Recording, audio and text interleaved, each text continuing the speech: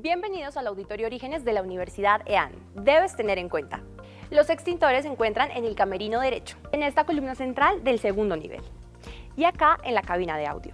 Contamos con servicio de enfermería y consultorio aquí en el tercer piso del edificio Fundadores. En este auditorio hay 6 salidas de emergencia, 2 ubicadas en la parte trasera de cada costado que nos dirigen hacia la calle 78, 2 ubicados en la parte frontal que nos dirigen hacia la entrada principal y 2 ubicadas en los balcones que nos dirigen hacia el tercer piso del edificio Ean Legacy. Reporta a los encargados del evento o al área de seguridad cualquier situación que pueda poner en riesgo tu vida o la de los demás. Recuerda que los brigadistas están identificados con chaleco verde y serán los responsables de acompañarte en cualquier caso de emergencia. Mantente alerta ante cualquier indicación de evacuación. ¿Cómo debes actuar ante una posible emergencia? La alarma sonará 2 veces. La primera sirena es señal de alerta y la segunda de evacuación. Camina rápido, no corras y evacúa de una forma calmada y ordenada. Usa las escaleras de evacuación, utiliza el pasamanos y dirígete hacia el punto de encuentro más cercano. No contestes el celular ni regreses a la zona de riesgo por tus objetos personales. Dale prioridad a mujeres en estado visible de embarazo, niños, personas con alguna discapacidad y adultos mayores. Orienta a los visitantes en las instalaciones, a quienes no conocen el plan de evacuación ni las rutas de emergencia. Por ningún motivo obstaculices los pasillos o las salidas de emergencia. Ten en cuenta que el punto de encuentro está ubicado sobre la carrera 11. Sigue las instrucciones del equipo brigadista para garantizar la seguridad de todos.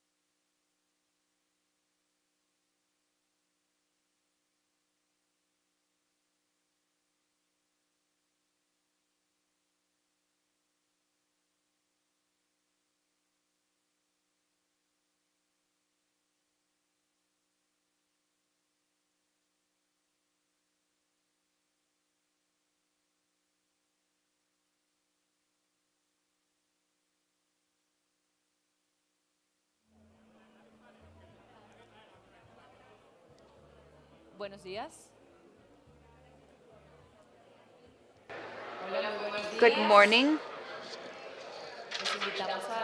We invite you to please be seated. We are about to begin in just a few minutes. It is a pleasure to have each and every one of you here today to talk about education. My name is Andreina Solórzano, journalist and communicator, and I will be moderating this event.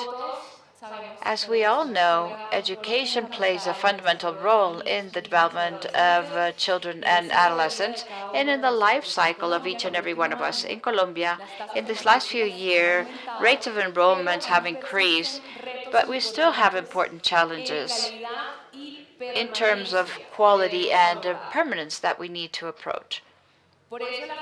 That is why Fundación Santo Domingo and the Center for International Development of Harvard University come together in a single alliance to empower research and generate evidence that may allow to strengthen programs and educational reforms in the country. Today we have Brigitte Baptiste, the Dean of Ean University, Jose Aguirre, Executive Director of Fundación Santo Domingo, Alejandro Gaviria, Minister of Education, Claudia Lopez, Mayor of Bogota, and of course Michael Kremer with his team of the University of Chicago and the Center for International Development of the University of Harvard University, amongst other very special guests. We also thank Ean University for being the host of this event and El Espectador for transmitting this space, and we greet all the people that are connecting with us this morning at this event. The fact that we are gathered here today talks about the power of alliances that allow generating shared value and enhancing the reach of our actions. And the alliance of Fundación Santo Domingo and Harvard University that we will learn about in more depth this morning explores four crucial topics for the country. The first research topic is assessing the economic impact in the long term of the PACES student scholarships that Dr. Michael Kremer will present, Economy Nobel Prize winner in 2019. The second one is to look at how to inform students in middle school and higher school on the transition to tertiary education and opportunities for funding. The advances of this project that is ongoing associated with ICFES, ITEX, and the private sector will be presented by Dr. Juan Saavedra. The next component that is still not developed, but that will soon be implemented, wants to identify new priority areas and innovations to leverage teaching technologies that can improve educational quality. Dr. Asim Kwaya, expert on this topic, will present his international vision and the opportunities for Colombia. And finally, the fourth and last component wants to research around intervention alternatives to counteract the consequences of COVID-19 in the mental health of the student population and its impacts on the performance and well-being. Dr. Gautam Rao, world leader on this topic, will present the state of the art in this topic and lessons learned for possible interventions in our country. And having said this, we will begin our event. You can join the digital conversation using the hashtag social transformation and at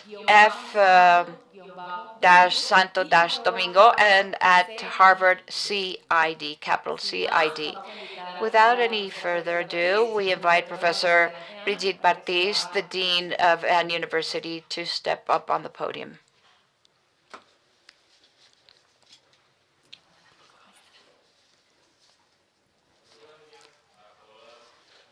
Good morning to all. It's a pleasure to have you all with us. A very special greeting to the Minister of Education, Alejandro Gaviria, for accompanying us today, the Mayor of Bogota that will join us in a couple of minutes, the Executive Director of Fundación Santo Domingo, Jose Francisco Aguirre, and our international guest, a professor of the University of Chicago, Nobel Prize winner, Dr. Michael Kremer, the director of the Center for International Development, Asim Kwaya, professor of economy of Harvard University, Gautam Rao, and the professors Juan Saavedra of Harvard Public Policy Center. all the other guests, congressmen, students, and members of Ean, the other people that are joining us through the transmission. You are all welcome to Ean, the University of Sustainable Entrepreneurship. I want to thank Fundación Santo Domingo for the privilege we have today of being able to organically, in person, to listen to some of the most qualified voices in educational innovation around the world. A world that without a doubt has immense challenges in the way that it formulates and approaches its own problems. That could seem to be the same if, once again, in history, we don't try to look at the invisible. In other words, if we don't try to think in an innovative manner, something that is only achieved, of course, through education. Because education is not repetition, it is never training, it is never transmission, but rather vital construction of new knowledge. The entire world, not only the country, is facing gigantic challenges to reinterpret its situation as a species in the planet, and for many that is the main issue that should guide the design of contemporary educational processes, because Colombia or the Earth are not the same that 1 or 2 generations ago, even less than a century ago. Today, the search of sustainability is perhaps the greatest challenge for societies and their institutions. Climate change, the destruction of biodiversity, and the violation of environmental thresholds, together with inequality, are on the table in a new phase of this experiment called Anthropocene. So thank you for accompanying us, and I leave you with our guest.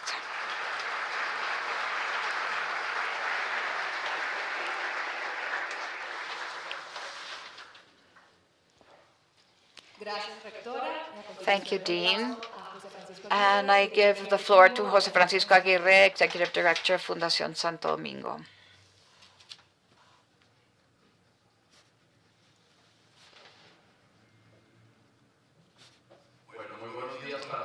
Good morning to all. We're very excited, and this is a very special moment. I want to thank all our guests for being here today. Brigitte for inviting us to the university, Minister Gaviria. It's a pleasure to have him as a Minister of Education here in Colombia, adding to this public-private effort to work for the country. Professor Kramer, it's an honor to have you here in Colombia, and the entire team of Harvard University with whom we have been working for a couple of years. And today we want to launch this great alliance between Fundación Santo Domingo and the university, and what it is intending is to think collectively to systemically transform education in Colombia. We want to think that investing in education could be an engine for the social transformation in the country. We will have Professor Kremer today not only talking about education, but truly showing us evidence of how education, in its connection with health and based on solving deep social problems, ends up generating very important effects in the sustainable development and possibilities for people in different regions. From Fundación Santo Domingo, we have wanted to add to this enormous effort with Harvard University and invite all of our allies in the educational sector so that we truly think about how in this new effort for the education of the country we can invest and generate a disruption. We want to go from an expense on education to the investment in innovation that will allow us to generate a true transformation, to generate important changes that can allow us to reduce the gaps we have today between the rural education and the urban education. That we can understand that in this country of regions, we have to bet on the digital transformation and connectivity to guarantee that the country can evolve toward educational systems that are much more productive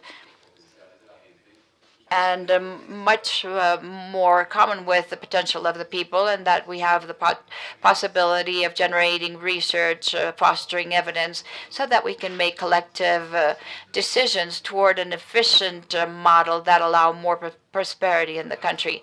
I thank you all for being here with us today, all the audience that is here through streaming, and I hope you enjoy this presentation that for us is an honor. It's an honor to have you here at Ean today. Thank you very much.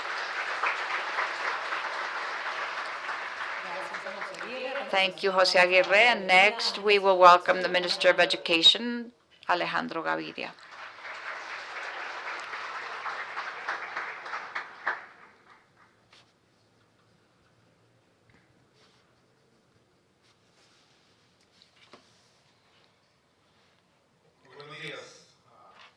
Good morning to all.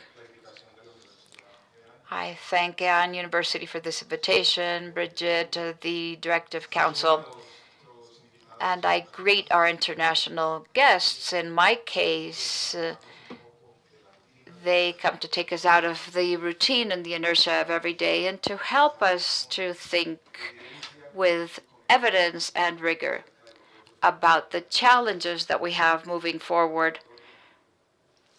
I greet the audience. We have a large deal of the people that are interested and that want to move the education of our country forward. I will send 4 or 5 messages. The first one, I think, is related with my vision after going through the academia and the public sector of the type of conferences we will see this morning and the type of evidence that will be presented. You could say that that evidence is the key for the decision-making in technocratical environments, and with that type of evidence from the public sector in the different instances and also some instances of the private sector, as, for example, universities, we can make better decisions. But I'd like to see it in a different way, which is the importance that this evidence has, these types of studies, in the democratic debate. This type of research, in the end, what this contributes to is to the quality of the democratical debate of every day. It has an indirect effect on the conqueror of the people that will make decisions in a more indirect manner, speaking to society and organizing the public debate, which I think is fundamental. Those investigations will resonate. Part of these debates will be part of many fora, part of columns that will be written in different media, part of the conversation I will leave from here to the Congress. And some of the ideas that will be presented here will also play a role in the political scenarios. So to think that the evidence and the academia in the end have to meet a fundamental role, increasing the quality of the public debate in a difficult moment when the public debate is eroding in a large part of the world. The second element that I think is important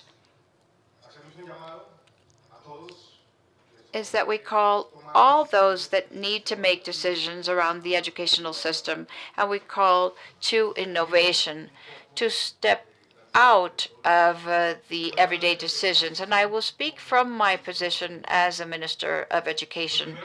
The first thing that we face is that the budgets are almost 100% inflexible.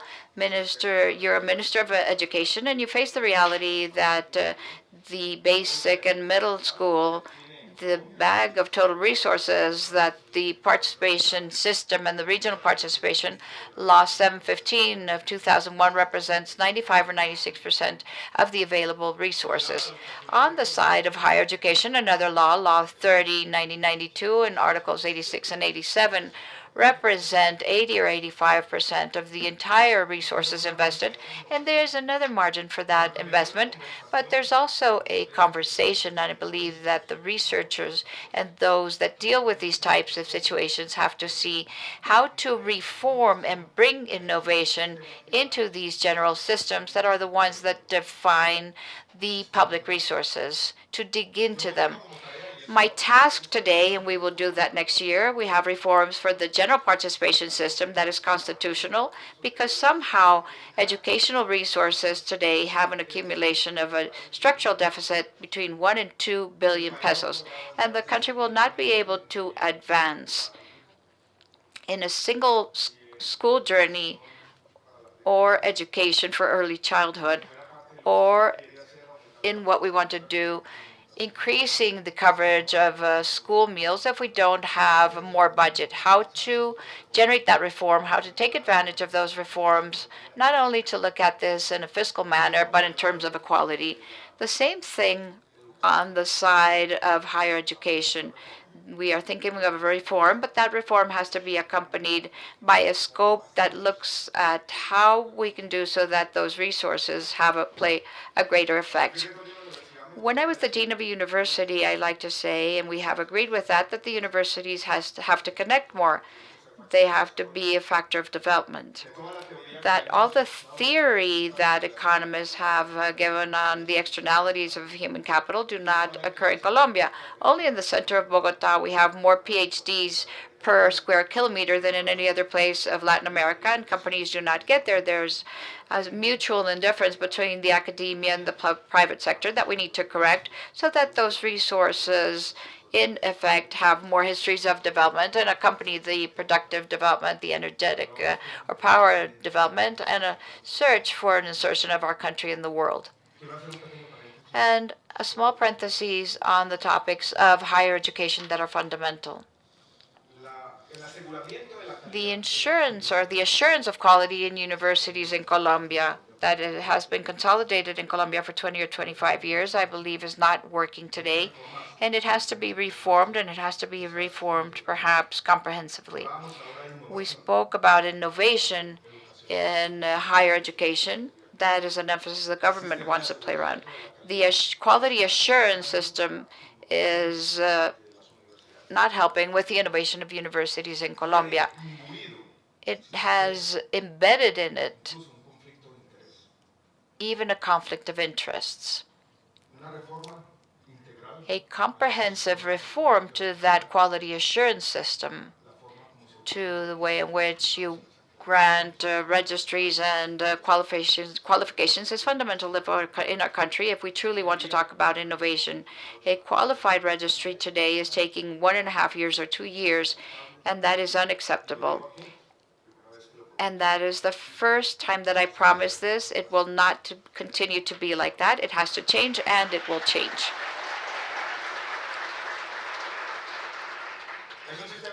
It is a system that had an origin. Someone once said that the origin does not have anything to do with the essence of things, but it had a justified origin. The lack of regulation at the end of the 90s and universities of low quality, what we call garage universities,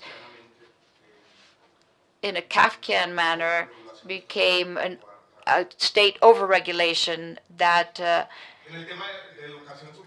impedes innovation. The government has a goal that we're starting to fine-tune that will be part of the exercises of institution, the National Development Plan, which is to increase coverage by 500,000 people, 500,000 students. It is ambition. It will also require a reform of ICETEX that we're starting to think around.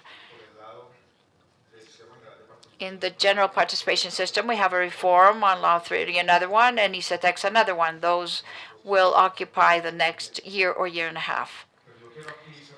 And I will close my notes here and say something different about education.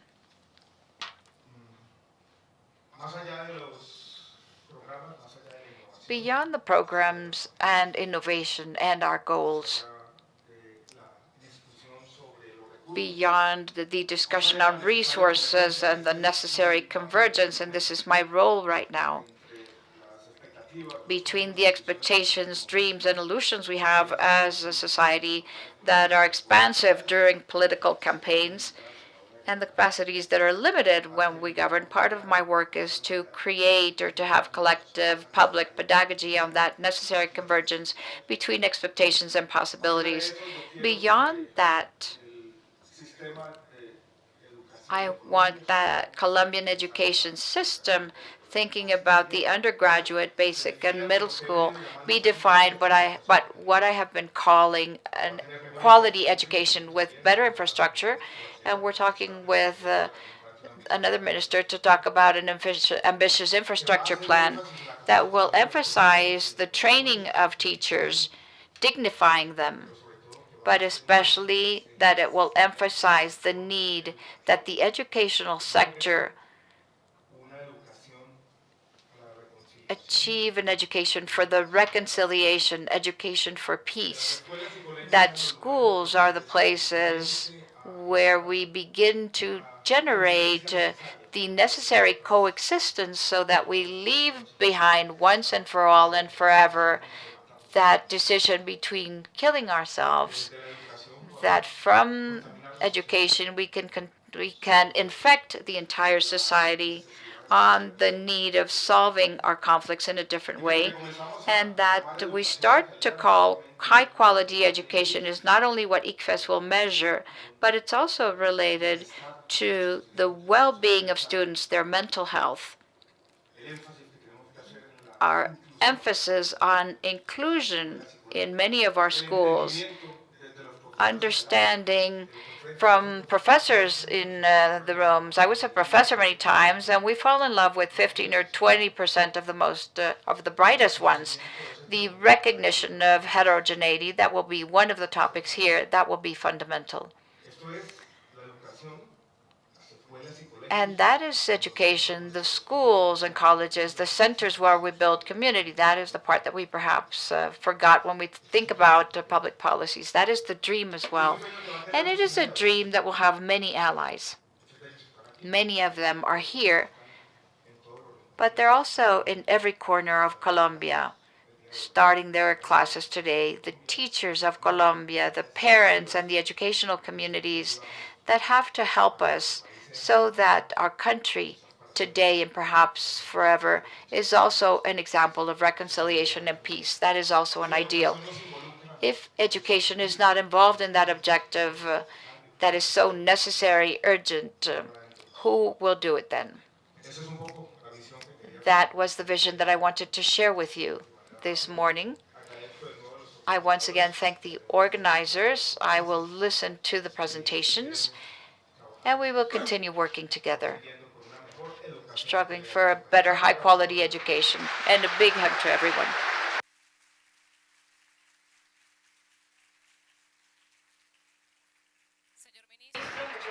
Thank you very much, Mr. Minister. This introduction we just heard to open our session reflects the spirit of this session. We want to have an open conversation with the academia, philanthropists, and decision makers in public policy. The idea is to have a purpose and to transform. It has been a pleasure to listen to all of you. And now let me introduce Professor Michael Kramer. But first, anyone who needs simultaneous interpretation, you can pick up your headsets for simultaneous interpretation before we start with the presentation by Dr. Kramer. As was mentioned this morning, Fundación Santo Domingo is fully aware of the transformative power of education through its support to equity and social mobility. The Foundation leads projects that generate relevant educational solutions for the 21st century to close the learning gaps for all children and youth. We are going to start today's lectures by introducing Dr. Michael Kramer, Nobel Prize of Economics 2019. He will be speaking about the main findings from his studies, and he will give us some recommendations that enrich the production of knowledge and decision-making to improve education in Colombia. Dr. Kramer is the director of the Innovation Lab for Development of the University of Chicago, where he is a professor. He received an award from the Bank of Sweden in Economic Sciences, which is the Nobel Prize of Economics, together with Avid Banerjee and Esther Duflo in 2019 for the use of the experimental approach to mitigate poverty worldwide. So we want to welcome Dr. Michael Kramer. You have the floor, sir.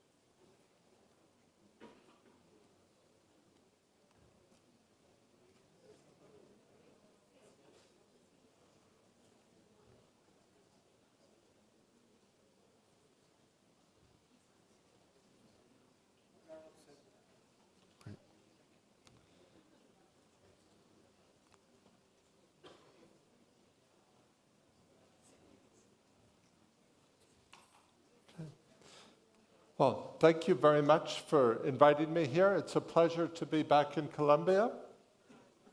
Apologies for speaking in English today. I'm very excited to be here at the launch of this collaboration with so many wonderful colleagues and partners.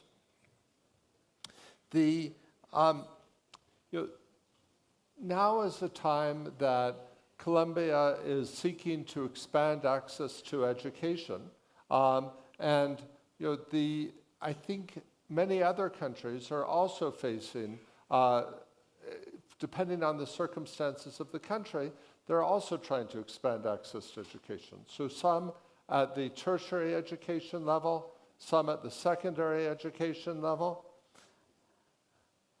There are many different barriers that may be preventing people from getting further education. So in some cases, these may be financial barriers, and financial barriers are clearly one very important element, and that's something that I'll be discussing today based on joint work with co-authors. But if we think about the presentations that will follow, we'll also be talking collectively about some of the other barriers. So Juan Saavedra will talk about the role of informational barriers in accessing tertiary education. Then there can also be behavioral or psychological issues that some people are facing or that we're all facing. And Gautam Rao will talk about that.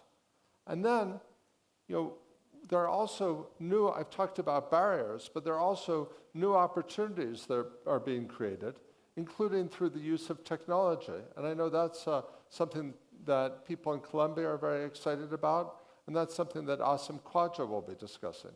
So I hope there'll be, through the series of presentations, we'll be able to address a number of issues in education. Okay.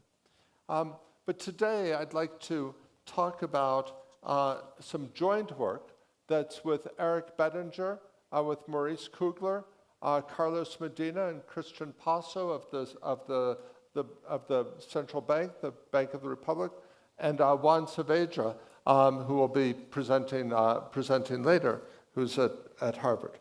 And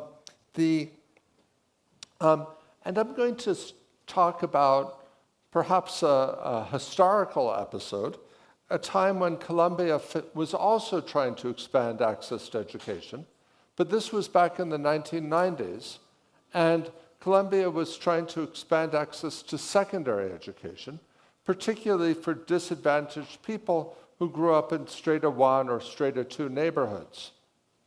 Now, anytime, anywhere in the world, when you're talking about expanding access to education, there's going to be some financial costs. It's not cheap.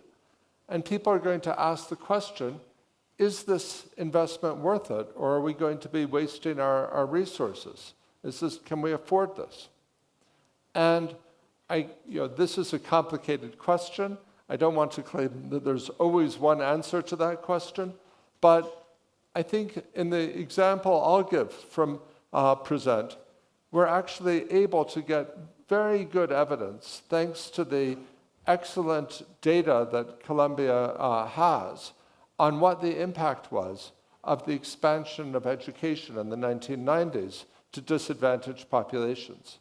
And what we'll be able to show, I think quite convincingly, is that at least in that particular case, this investment was highly justified, even in purely economic terms, even without taking into account the many other benefits of education and the human rights case but even if you looked at this very narrowly, this was a good investment. And I'll explain more as I discuss this. But we'll also learn that it's actually quite subtle, and that some types of investment were particularly high returns, and I think that will help lead things into Juan's talk about helping people understand what types of investments might be the highest returns, and that might create an opportunity to yield to yield even greater improvements in people's lives. Okay, so with that perhaps long introduction and motivation, let me say a bit about the program that we're studying. So the program, I think many people here will be familiar with it. This was the PASES program. So the PASES program was provided over 125,000 vouchers for students in Strata 1 or Strata 2 neighborhoods to go to private schools, secondary schools, during the 1990s. Now, this was put in place to increase access to secondary education at a time when obviously different governments will have different views about the best way to expand access to education. That particular government was particularly interested, it saw that it felt that it would be costly to build a lot of new public secondary schools, and so it decided to do this at least in part, through providing more access for disadvantaged people to go to private schools. So that's the program that we have evidence on today. Some features of the program. Some of these help target it to the disadvantaged groups, but some of these also held down the costs. So first, only students from Strata 1 and Strata 2 neighborhoods were eligible. Okay, one particular reason to design it that way was students from the richer neighborhoods were probably going to go to private secondary schools anyway, so in terms of with their own money, so this probably saved the government some money in addition to helping provide access.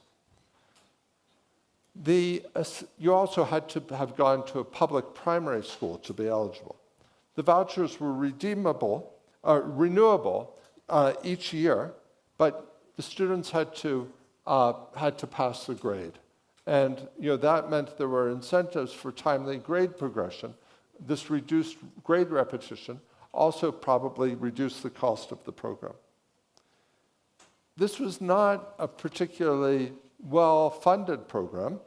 The voucher value was relatively low compared to the government school costs. So $244, I'll give some figures in US dollars, apologies for that. And these are also 2013 dollars, so it's some of these are, I'm happy to share the paper, and you can calculate that in current terms. But the public schools cost an average of $450 annual cost. Now, at the beginning, these programs might have cut, the voucher value might have been enough to pay for a private school that would be typically attended, not an elite private school, but one that would typically be attended by people from low-income neighborhoods. But there was inflation, and the voucher value wasn't adjusted to keep up with this. So families were topping up the voucher with their own money. So all of these things did keep down the cost to the government of the program. I'm not saying, I don't have evidence on whether it would have been better to have a more generous program or not. I can't comment on that. We only have evidence on this particular program. There was one other feature I want to note, is there was a relatively large role for vocational schools. So 43% of the people who applied for this program applied to a vocational school. A key feature is when there was more demand in a city than supply, there was a lottery to decide who got the voucher. Now, and again, that might be because there was limited funding for this program, so not everyone who wanted to use the program could. But one feature of that is because they had a lottery, and because the lottery in Bogota was computerized, and we've checked, and it seems like it was run quite fairly, that means that what you have is the equivalent of what we know in medicine as a randomized controlled trial.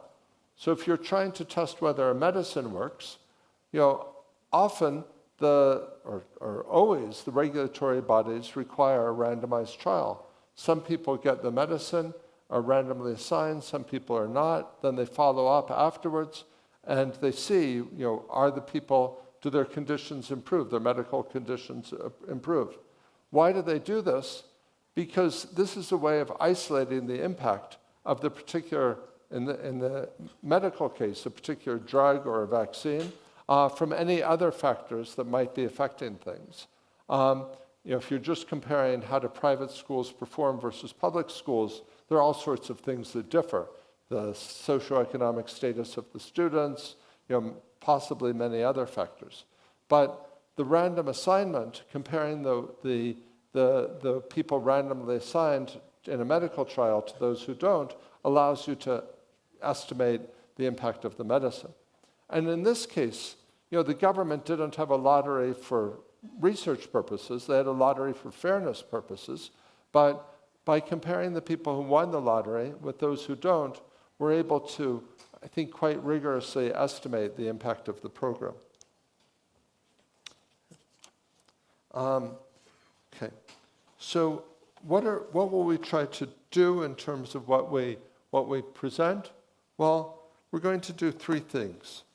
First, because this was done in the 1990s, and now considerable time has passed, we're able to follow up and look not just at the secondary school, how people performed in secondary school, but we can look at did people go to tertiary education, and then we can actually look at what were their labor market outcomes. And this is possible because of Colombia's excellent data system and working closely with colleagues in the central bank and with others. Okay. Because of that, we'll be able to answer this. We'll be able to show that the participants benefited, that they seem to be. So there's an increase in going on to tertiary education. There's an increase in earnings. There's an increase in really moving out of poverty and some intergenerational mobility. So that's one set of things we find. A second is the impact on taxpayers. And we'll be able to argue that even from taxpayers' point of view, this was actually beneficial because the recipients, because they wound up earning more, they wound up paying more into the government's treasury. And therefore, the government could have actually borrowed for this program, and just the extra taxes alone would have been enough to pay for this program. And then finally, in the newest work, we'll discuss some evidence on what might have been some of the mechanisms at work that made this, that accounted for these gains. Okay? So in terms of the plan, I'll first say a bit more about the PASES program, provide a few more details on that. I'm sure some people here will be familiar, but some people may not be, so I'll go through that. And then I'll discuss the results on education, on earnings, a few other results, and then try to break that down a bit, showing where the gains were greatest. Okay. So in terms of background, so at the time, 37% of secondary school students went to private schools when PASES was put in place. But we're going to be studying Bogota, and in Bogota, 58% of students attended private school. We have data from the Bogota lottery. We don't have data. We looked at some others, but we couldn't assure ourselves. Bogota used computer assignments, so we know it was a true lottery. Some other places we weren't sure. We'll be looking at both impacts in academic secondary schools and in vocational secondary schools. And one thing to note is, obviously, there's a lot of similarities between academic schools and vocational schools. They both cover some basic academic things, but the vocational schools have some additional things in place. But in terms of the orientation of vocational schools, there's some important differences between the public and private schools. So for example, the private schools are, the public schools are more likely to teach an industrial curriculum. The private schools are more likely to have a commercial curriculum, for example. There might be differences in whether they're linked up to internships, for example. Okay. Okay. Let me continue. Okay. So students here's some mechanics of the program, but that are important to understand our results. Students were required to apply to a particular school and to be accepted at that school before they could apply for the voucher. So it's not that we have one lottery, we actually have many lotteries. We have lotteries for multiple schools. So we're able to look at the effect of winning, of going to particular types of schools. Now, you could, in theory, change schools after you got the voucher, but that was administratively pretty difficult. Okay. And as I said, the vocational schools were overrepresented among participating private schools.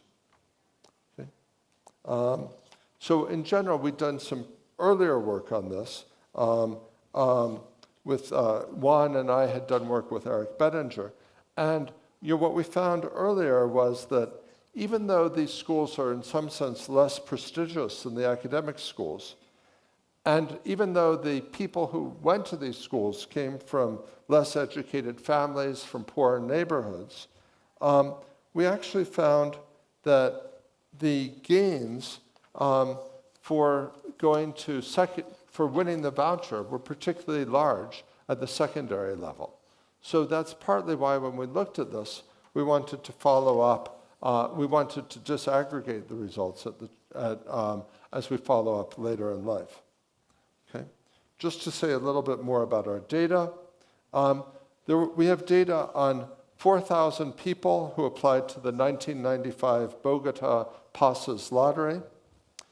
About 60% of them were awarded a voucher. We link the lottery data to different administrative records to track multiple outcomes over time. Okay.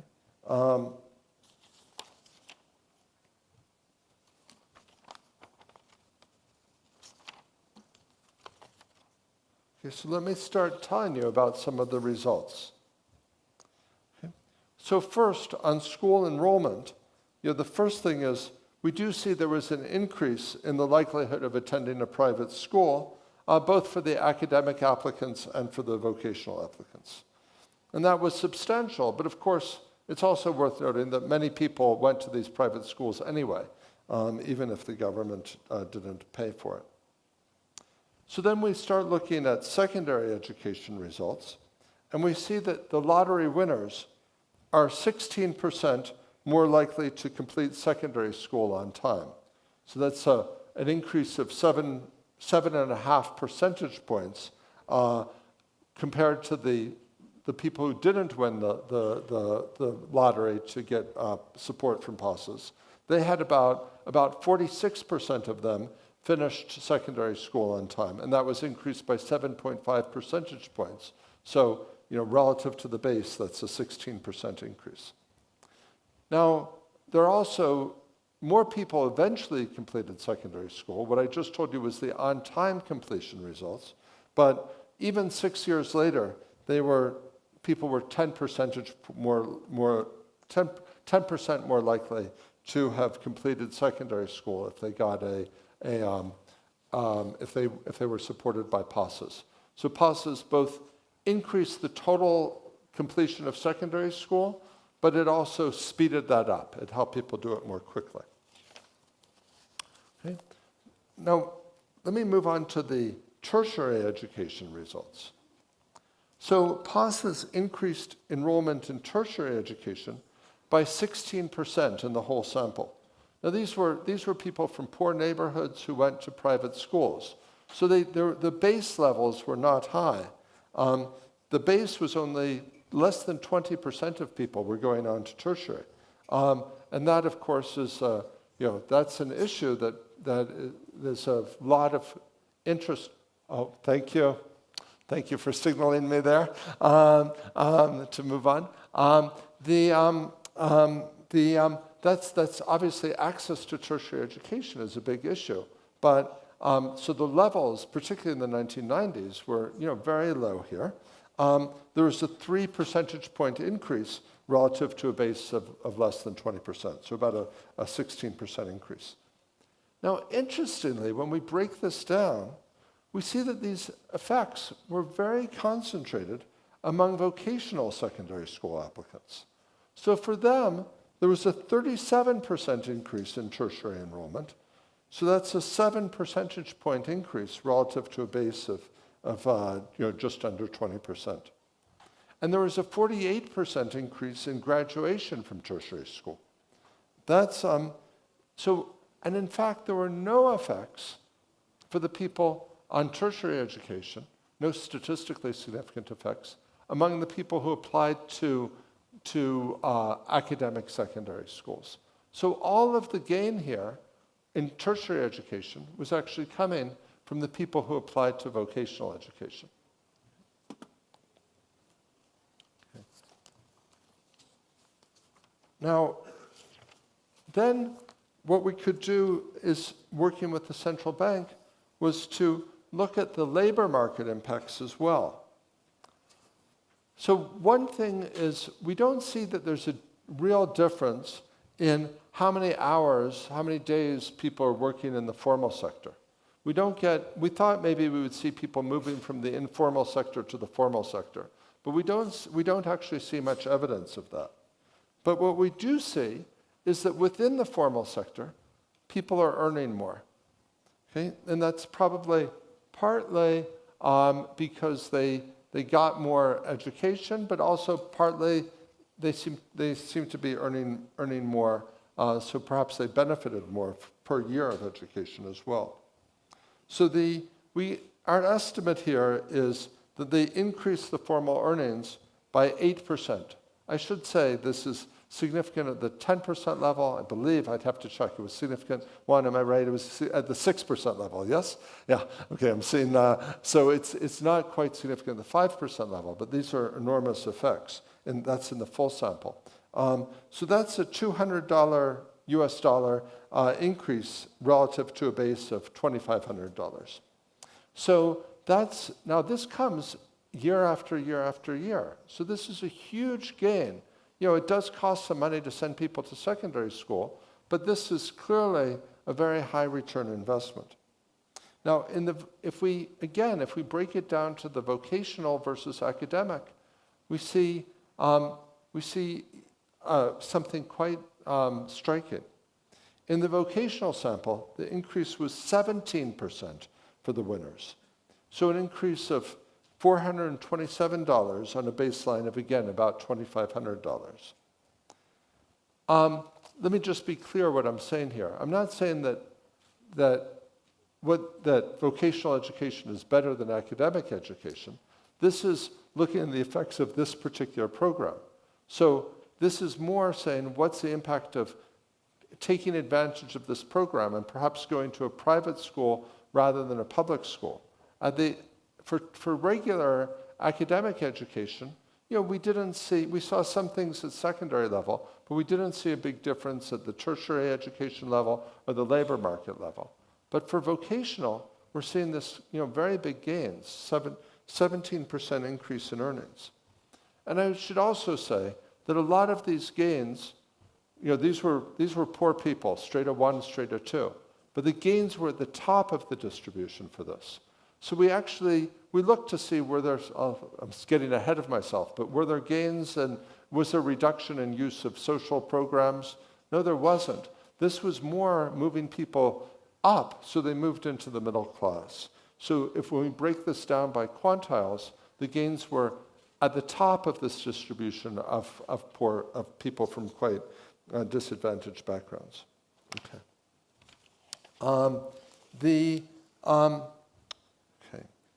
Let me, I think I should speed up here a little bit.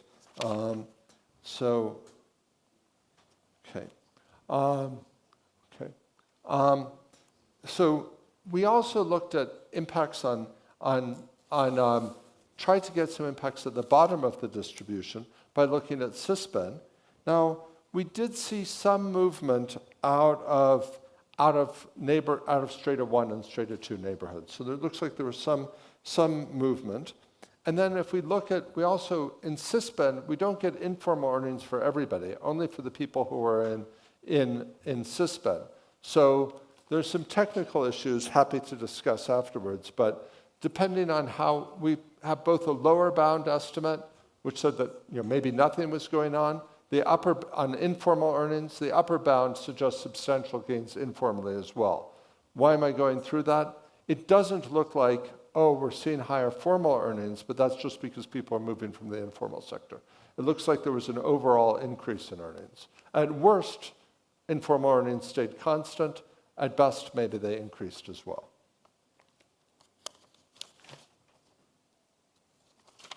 Okay. What about other outcomes? Well, here are some outcomes on consumption and credit. So you're more likely to get consumer credit if you won the voucher.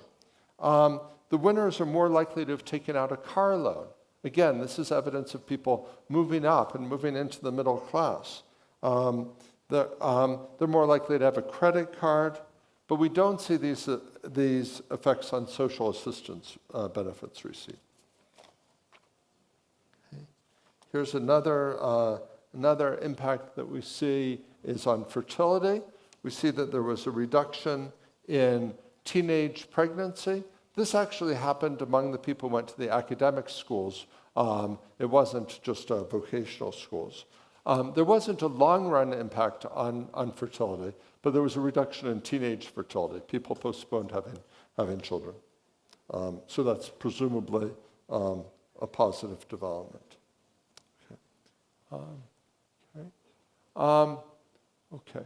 So, let me now move on to trying to aggregate all of these effects together. And, I won't go through this in detail, but if we're trying to think, was this program good for Colombia as a whole? Well, you can break it down into 3 groups. There are the people who directly took advantage of the program, the recipients. There's the taxpayers. And then it's also possible that other people were affected from the program. Now I've talked some about the impacts on the people who received the PAS's scholarships. And as I think you can see, they benefited quite considerably from this. But then what about the taxpayers? Well, here, this is a very unusual case, or believed to be very unusual. Maybe it's more common than we think. The taxpayers actually benefited. So even if you're somebody who's very worried about costs and you want to keep taxes down, this is a government program that spent more money, but ultimately returned more money than that was spent back to the Treasury of Colombia. And why was that? Well, people are making 8% more on average, year after year after year. Now, there's taxes are collected on that. Different types of taxes, but a lot was driven by VAT taxes. So with just the taxes that were collected on that would be enough to pay off. If you borrowed for this, it would have been enough to pay off all of those costs and have something left over. Again, that's our best estimate. There's some uncertainty around that. But even if it didn't, we think that it probably paid itself back. Even if it didn't quite pay itself back, it was very close.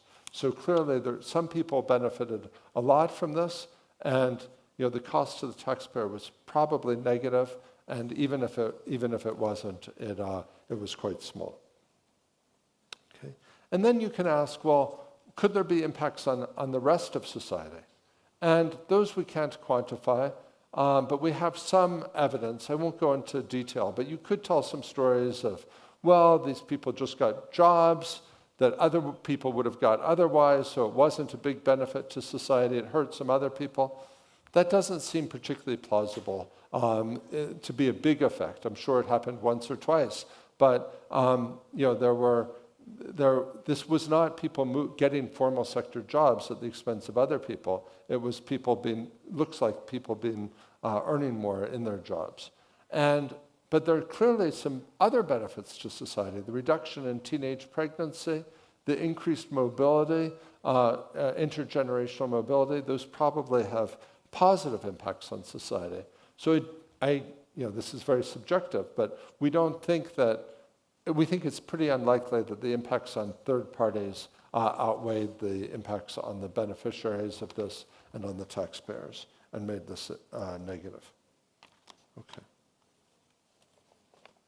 So this is just going through some of the details on I won't go through this, but this goes through some of the details on the fiscal impact, arguing that it was presenting our results, suggesting it was a gain for taxpayers. Okay. Let me skip this as well. Okay. Let me remind you briefly of the characteristics that held down the cost. So maybe one of the reasons why this was a gain for taxpayers was that it was executed in a very inexpensive way. Because it was restricted to people who'd gone to public primary schools and were in poor neighborhoods, it was mostly not paying for people who would have gone to private school anyway. It was paying, there was some of that. Some of these people would have gone to private schools, but it wasn't paying for richer families that would definitely go to private school. Now, I don't want to claim, there were other things like requiring people to pass a grade before they to get the award for the next grade, or allowing households to add on to the voucher. These are all choices that are debatable. I don't want to claim, we don't know what the impact would have been otherwise, and maybe the program should have been more generous. We don't have evidence on how a more generous program would have worked. But this particular program seems to have paid for itself. Okay. Now let me go on and explore a little bit further. This is some of the work we're doing right now to try to understand more about why these effects were bigger within the vocational schools. Okay. And this table has a lot of numbers in it, but let me note some things. We're now trying to understand the characteristics of the vocational schools. So they're more likely to have a commercial emphasis. They're more likely to have internships in private sector firms. They had other types of internships as well. They had there was more. Some of the private schools had moved towards things like healthcare. So if you think about the private sector here, there's constantly schools are entering and exiting. I'm thinking now like an economist, that's how I'm trained. There's a lot of churn. They're going out of business, new ones are coming into business. So they adapt. One hypothesis is they adapt to what the labor market is needing quite quickly. There are also things like offering extended schedule for students with learning disabilities. And so what we see, and these are all very small samples, it's hard to get statistical significance, but you'll see a few stars there suggesting some of these are statistically significant. But overall, the picture is that there's some differences between, let me go on to, this gives some concrete examples in a way that you don't have to squint at the table to see them. But so, for example, the students who went to the private schools were 51% more likely to attend schools that provided internship opportunities compared to the ones that went to the public school. Or they're more likely to have these extended schedules to accommodate students with learning limitations. And so one way to see this is, for the academic schools, the curriculum is pretty similar between a government school and the private schools. And then we didn't see such huge effects.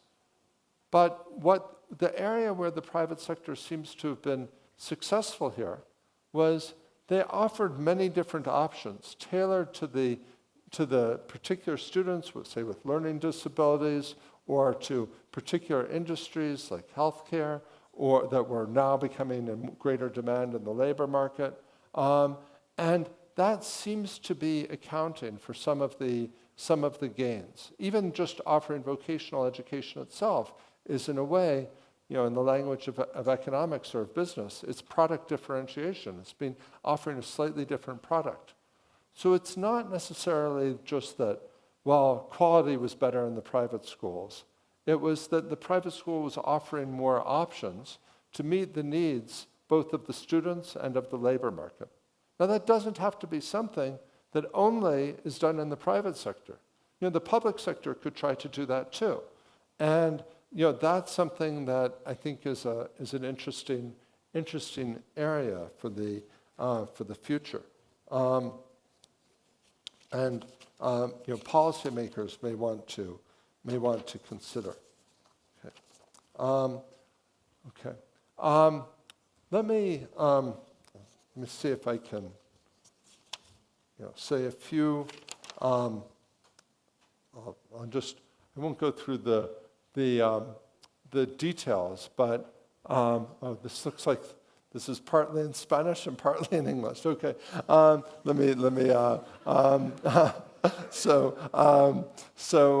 guess product differentiation within this talk, I guess.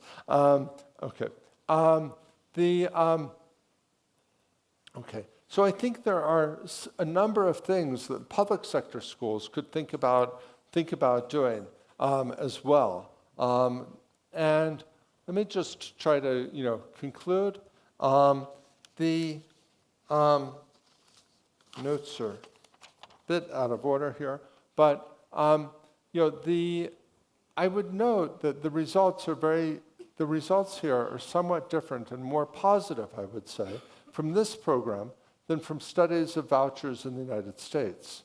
It's a pretty, and why might that be? Well, one hypothesis, and I don't think we have proof of this, but one hypothesis is that a lot of the studies of vouchers in the United States were comparing fairly similar schools, and that there wasn't necessarily that huge a difference in an ordinary school between private and public. But we saw here that the gains came particularly when there were different types of schooling offered for different people who wanted different things and to match the labor market needs that were somewhat different. Okay? This suggests that the impacts were not just, I think there's most studies of private schooling and of voucher programs, they just look at outcomes during the time of that, or maybe at the test at the end of secondary school. Because of Colombia's excellent data, Colombia is actually able to provide data for Colombia, but for the whole world, to learn things that could not be learned in most other countries. In particular, we could see that these gains didn't just stop. They continued through tertiary education, and they continued into the labor market, suggesting, at least providing what people in business or in tech would call proof of concept for the idea that investments in we have the Minister of Education here. I guess I'm glad to be able to say there's proof of concept for the idea that investments in education can be very, very high return indeed. But we also saw there was a concentration in this case, in the top of the distribution, and that meant there was more intergenerational mobility. Our hypothesis is that the gains were from a particular type of schooling, of people who applied to that. And one thing, I think that's a very good lead-in to Juan's presentation, because I think there's a lot of heterogeneity. We were looking at a secondary school, but at the tertiary level, there's a lot of heterogeneity in the quality of tertiary education. I mean, Colombia overall has a strong education system, but there's heterogeneity. And so providing people with information on which things are likely to be most successful and help them find a job, as opposed to leaving them in debt but with no job, that may be very important. So while there's proof of concept that investments can be very high return, this also suggests it's a little bit subtler, and getting the details right is going to be very important. So let me actually conclude with that and say that I'm very happy to be here and very happy to be collaborating with colleagues here and with the government to study not only the historical education policies in Colombia, but whatever the challenges of today are. Thank you very much.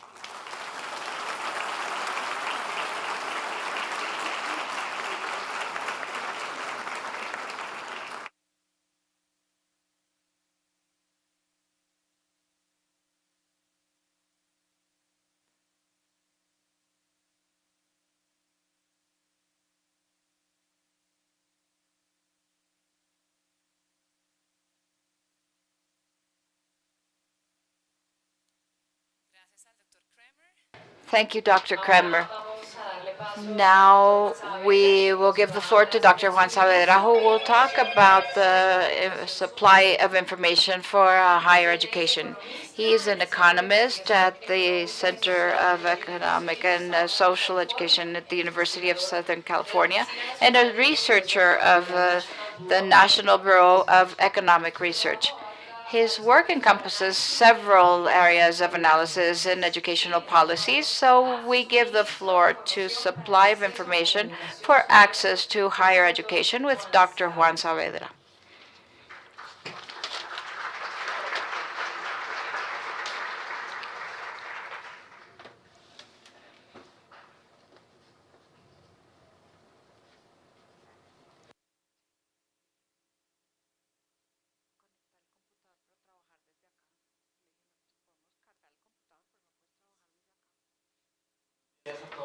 Good morning. It's an honor to be here with all of you in this group of conferences. I thank Ean University for being the sponsor for this event, and Fundación Santo Domingo, and the Center for International Development at Harvard. So, as they were mentioning at the beginning, and Dr. Kremer mentioned, this is like a portfolio of projects that we're launching together with Fundación Santo Domingo and the Center for International Development at Harvard University. And this project that I'm going to present is more an ongoing project. It's ongoing, and we have been working on it with ICFES and ICETEX. And it intends to reduce, as the title says, and Dr. Kremer said, to reduce gaps in information when you go to higher education. So I will begin by giving you the context and tell you about a problem that we have discovered in conversations, and we have seen that reflected in the data. Tell you about the design and implementation of a new tool with the private sector researchers, ICFES and ICETEC, show preliminary results because this is an ongoing evaluation. As Dr. Kremer presented, we don't have a final line. We could see impacts in access and graduation from upper or higher education because this is recent. Some lessons learned of what we have done so far and the next steps, especially to have feedback from the society.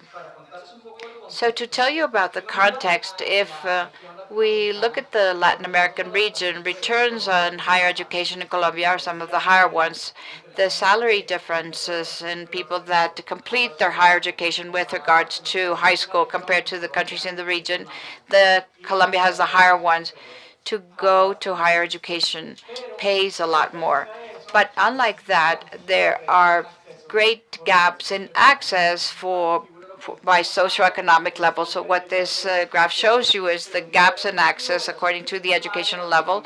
The blue one is in elementary education. In secondary or high school education is in orange. As you see that there's a growing trend, but it is much, much higher in higher education, where the probability that low-income students go to the university is very low. It is much higher between the students that have higher income. And there are several factors that can explain these gaps, as Dr. Kramer mentioned, considering funding, information topics, and behavioral topics. And the type of gaps that we are trying to attack and contribute to close in this context are the gaps in information and the behavioral ones that I will show you and that are prevalent. This figure shows you that the students that are about to go into the university or to make the decision to go to the universities have a lack of information. So we ask them, what do you think are, for example, the opportunities for funding to be able to go to a university? And what percentage of opportunities receive a grant? What is the rate? How much do you think a student can earn, a person that completes a university studies in comparison to those that only go to high school? What is the rate of students that go to tertiary education? How much can they earn? And what you can see here is that the red bars are very thin. In other words, very few students have those beliefs or that correct information. There is a lack of information. And at the same time, there is excess in trust. So what this figure shows you is the real distribution in the Saber 11 scores, the red one, and the gray distribution is the expected distribution. Students think that they will do much better than what they truly do. So disinformation combined with excess trust. And there's a great demand for information. We asked the students of 11th grade, for example, how are you informed, and if you would like to know more about going to university? And 73% of the students said that they would like to have more information on going to a university, but this is a key point. They don't know how to obtain that information. And this is sad because, as Dr. Kramer was mentioning in his presentation, Colombia has administrative data in education that are some of the best in the world. And this is information that we think about how to use to provide this and close this demand for information and do it in a personalized manner to respond to the needs of each student. And this basically is to tell you that in terms of demand for information in going to universities is not a topic only of Colombia. On the map, you can see that throughout the region, there have been initiatives of countries with platforms that want to deliver information on higher education. And the orange ones are countries where there has been experimental assessment. And in Colombia, as of this work, we would go to the orange color. But what this work shows is that to provide relevant information for students that are making the decision on where to study and what to study could increase access to higher education. How do students find out? Basically, the digital media are the main source of information. So we ask, how do you learn about the options on higher education? The majority of students, more than 60 or close to 60%, do it through internet, a lower proportion by professors, family, or higher education institutions. So the digital media are very important, extremely important in this context. But at the same time, static, generic portals such as one called Buscando Carrera, and I don't want to criticize the Ministry of Education, are very difficult to navigate. So students say, for example, how easy was it to look for information of the career you wanted to study in Buscando Carrera? And 70% of the students say that it was very difficult. So there are informational gaps. Students want to have more information, but the tools available are very difficult to navigate and very difficult to manage. And that is the problem. I hope that I have convinced you that we need to do something in terms of educational policies. And I will tell you what it was that we did or what it is that we are doing. This is a new tool, which is to use the information that the Ministry of Education has, and this is a point that is important. This is information that is not privileged information. It is public information that everybody has access to. What we are doing is facilitating the channel for that information and personalizing it providing personalized information, combining the administrative data that the ministry has with the students' information when they enroll to the Saber 11 exam. Students in Colombia, when they are going to graduate from high school, all of them have to take this Saber 11 exam. And there's a socioeconomic questionnaire. We learn a lot from them, what school they are from, what strata they are from, etc. And we can combine that with information on the careers available in Colombia. There are more than 7,000 programs to start a conversation and help them explore the options available on higher education. This information is dynamic. It's a conversation. It is personalized. And what we're looking for is to motivate that exploration by the students. How did this start? We started with something very simple, and I will show you the initial results with certain pop-ups. When the students consulted the web page for their results, basically there was a message talking about economic returns, and I will show you an example of those messages. And then we had pilots on information. This was opportunistic. We had the databases. We were working with the central bank. And then we started to personalize and use the tool. There was a bot that interacted with the students, around 1,000 students. Then in 2018, this was a more aggressive launch. We had around 50,000 interactions. And we continued to implement. And in 2021, this was fine-tuning. And in 2021, we added a financial exploration element that I will talk about to help students to look for financing in instant text. That is very complicated. I don't know if you have ever Googled instant text, but there are more than 50 lines of credit, and to know what you're eligible for is complicated. So there is a line that we're trying to overcome, a gap. And this is how the pop-up looked like, the messages we started with. The student went in to look for the scores, and then there was a pop-up, a window. We looked for a design, as Dr. Kremer was mentioning, that was experimental. Randomly, the students received the pop-up. Some did and some didn't, and we wanted to look for the impact. And the message, for example, said, if you don't go to high school, your income could be lower than this range. The same thing for technological education or professional education. If you want more information, go to this page that the Bank of the Republic or the Central Bank had organized, or give us your email and we can send it. So this was a test that this generated interest. So we wanted to see how many people sent their email. We had many variations, for example, generated by behavioral economy, that if the information is presented with gains or losses, it could have differential impacts. So, for example, this is a message focused on gains, which is that if you go to upper or higher education, you can win this much more for university students, technical, technological. And this is the same message focused on losses. We also did it with national versus international comparisons. And what we have learned is that doesn't make that much of a difference. The explorador de carreras, or career explorator, was going to a more personalized communication. This is the type of communication with ICFES bot.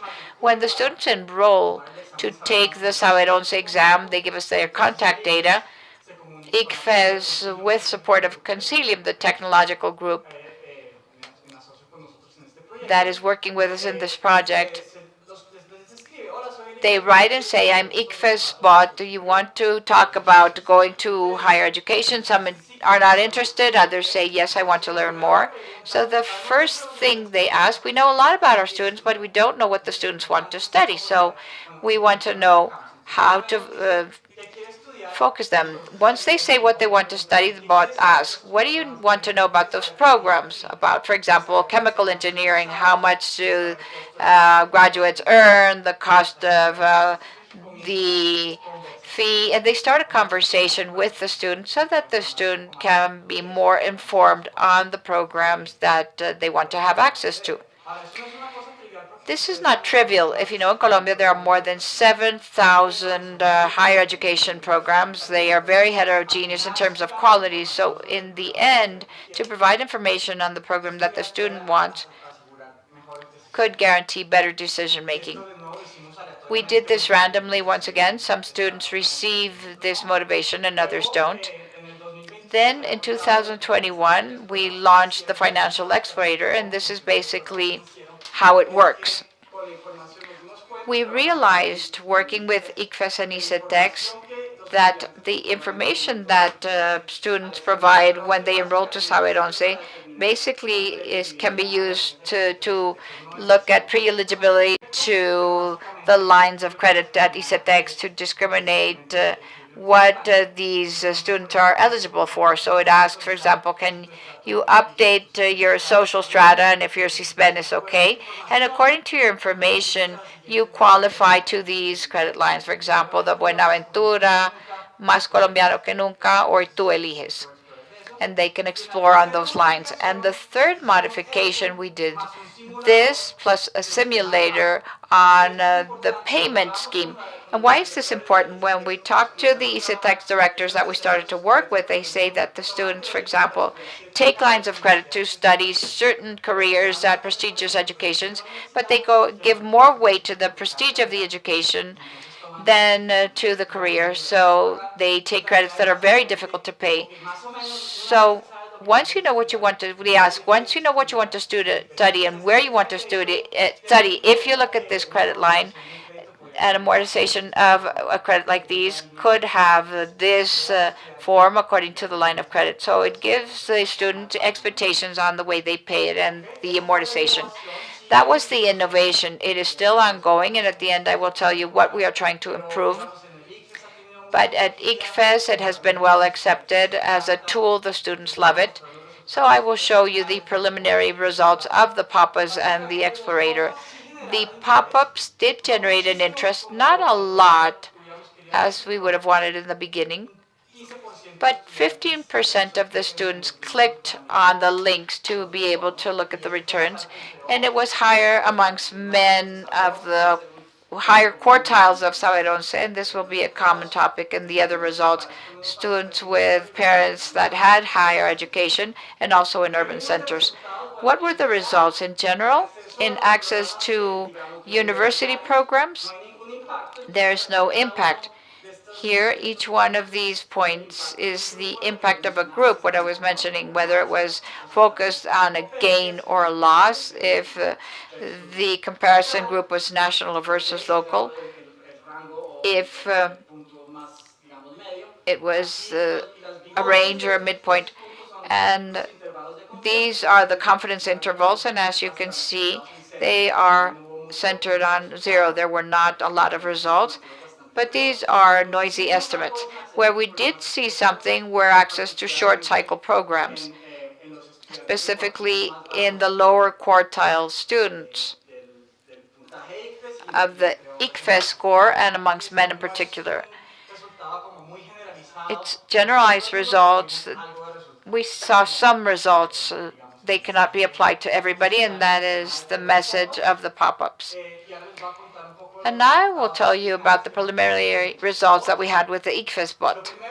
The first thing is that it considerably reduced the barriers to access to information. We asked the students, I showed you the graph of how easy was it to look for information in Buscando Carrera, and the majority said it was very difficult. We asked how easy was it to have access to information through ICFES bot, and more than 70% of the students said that it was very easy or easy to access information, so it reduces the informatic barriers. Students love contact through WhatsApp, and it was useful to learn this because we can reach more people, but it also has cost implications because it is more expensive to communicate through WhatsApp, and we have been discussing that. But the response rate through WhatsApp is of around 30 to 35%, independent of whether the students come from private or public schools, whereas through normal text or SMS, it is lower related to pop-ups. It's around only 15 to 20%. What do students want to know? As economists, we have the bias that they're probably interested in knowing how much the graduates earned. That is not their main interest. The students are mainly interested in knowing what are the scores to be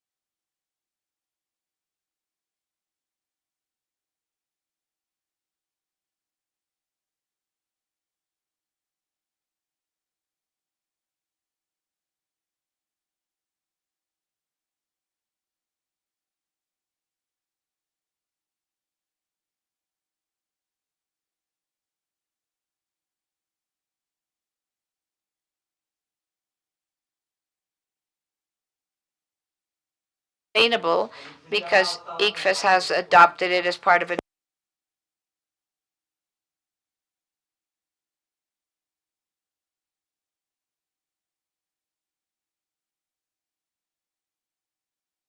But we need to generate more use. We would like that it's not 35% the proportion of students that use the tool, but we would like for it to be 60 or 70%, and we have some ideas on how to generate that. The provision of information reduces those biases, at least in the salary information. And the scores and the costs are what students most want to know. They are more focused on the short term, what happens once they graduate and what I can do to be able to enroll in a career and pay for my career, communicating through WhatsApp as their preferred channel. What comes next? We will look at the impacts, having impacts on enrollment and access to credits, impacts on access to higher education with the financial accelerator, and impacts on credit plus amortization, both in access to higher education and access to financing. Something we have discussed with ICFES and ICETEX is why when they take the Saber Once exam and perhaps when the students are informed or are interested in this process during the year, we will see how we can have this accelerator available for these students so that they can start exploring with more time. There are operational improvements on information because the scores change, the requirements for admission change, the dates for these admissions change. There are new programs that appear. So this requires constant feedback and updates. We want to improve the integration between the career accelerator and financial support because of logistics and time, we have not been able to implement them hand by hand. But these can speak to each other at some point, and so that students can not only navigate through the careers, but when they can identify the career, they combine that with loans from ICETEX, loans that universities offer and the private sector offer. It's something that we have been working for, Minister, and I can tell you this with the group of the project with occupational services.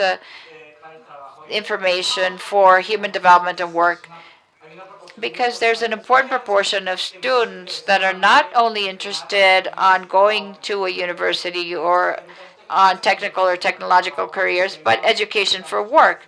And you have an excellent database, and we will see how we can use that information to grant more information that is relevant for a set of students that whose main option is not going to a university.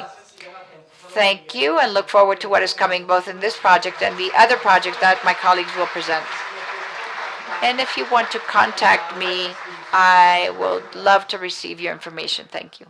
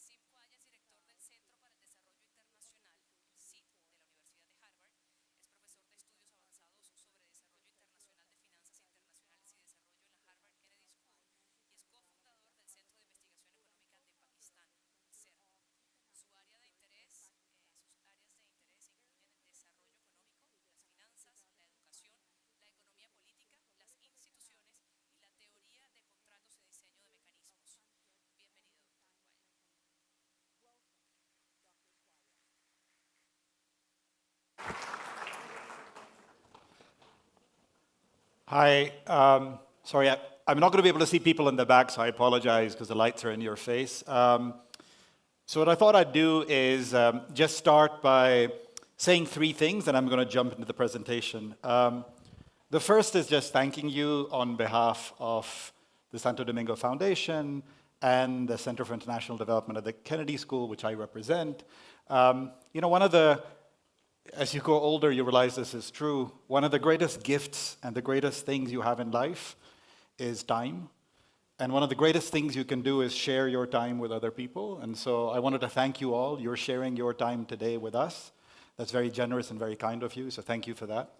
The second thing I should say is when you realize that time is the most valuable thing, and this is to the minister's earlier point, you start asking yourself, well, if time is so valuable, what can I do with my time? What is the most useful thing to do with my time?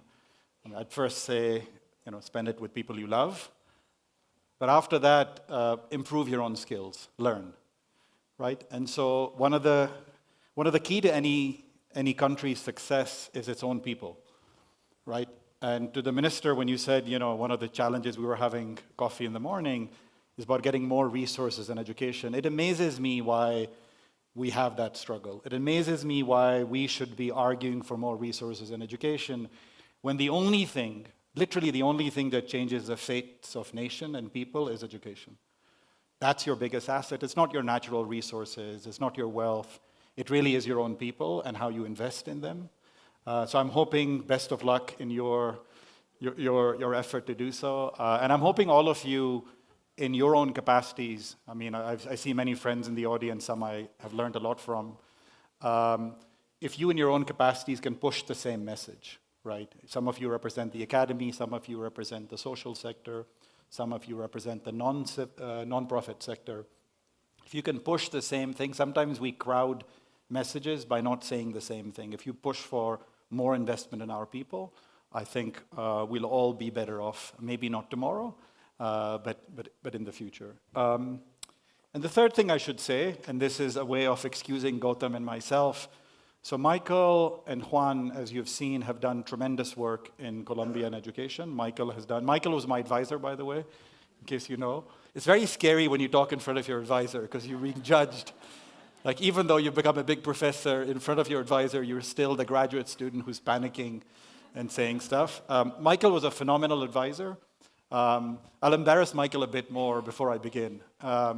Michael is one of the most inspirational people for me. So if you get a chance, listen to Michael's own story of how he did what he did. And I don't mean that as a way of embarrassing Michael. I mean that as a way of someone who invested in his own skills, in his own human capital, eventually reached the highest prize that we can in the academy, which is the Nobel Prize. But just that journey, and that journey isn't something that I hope some of you in this audience has the same journey and the same dream, and we'll have more Nobel laureates sitting from Colombia in this field, in development. It's very doable. If you ask Michael's story, it's amazing, but it's also not amazing.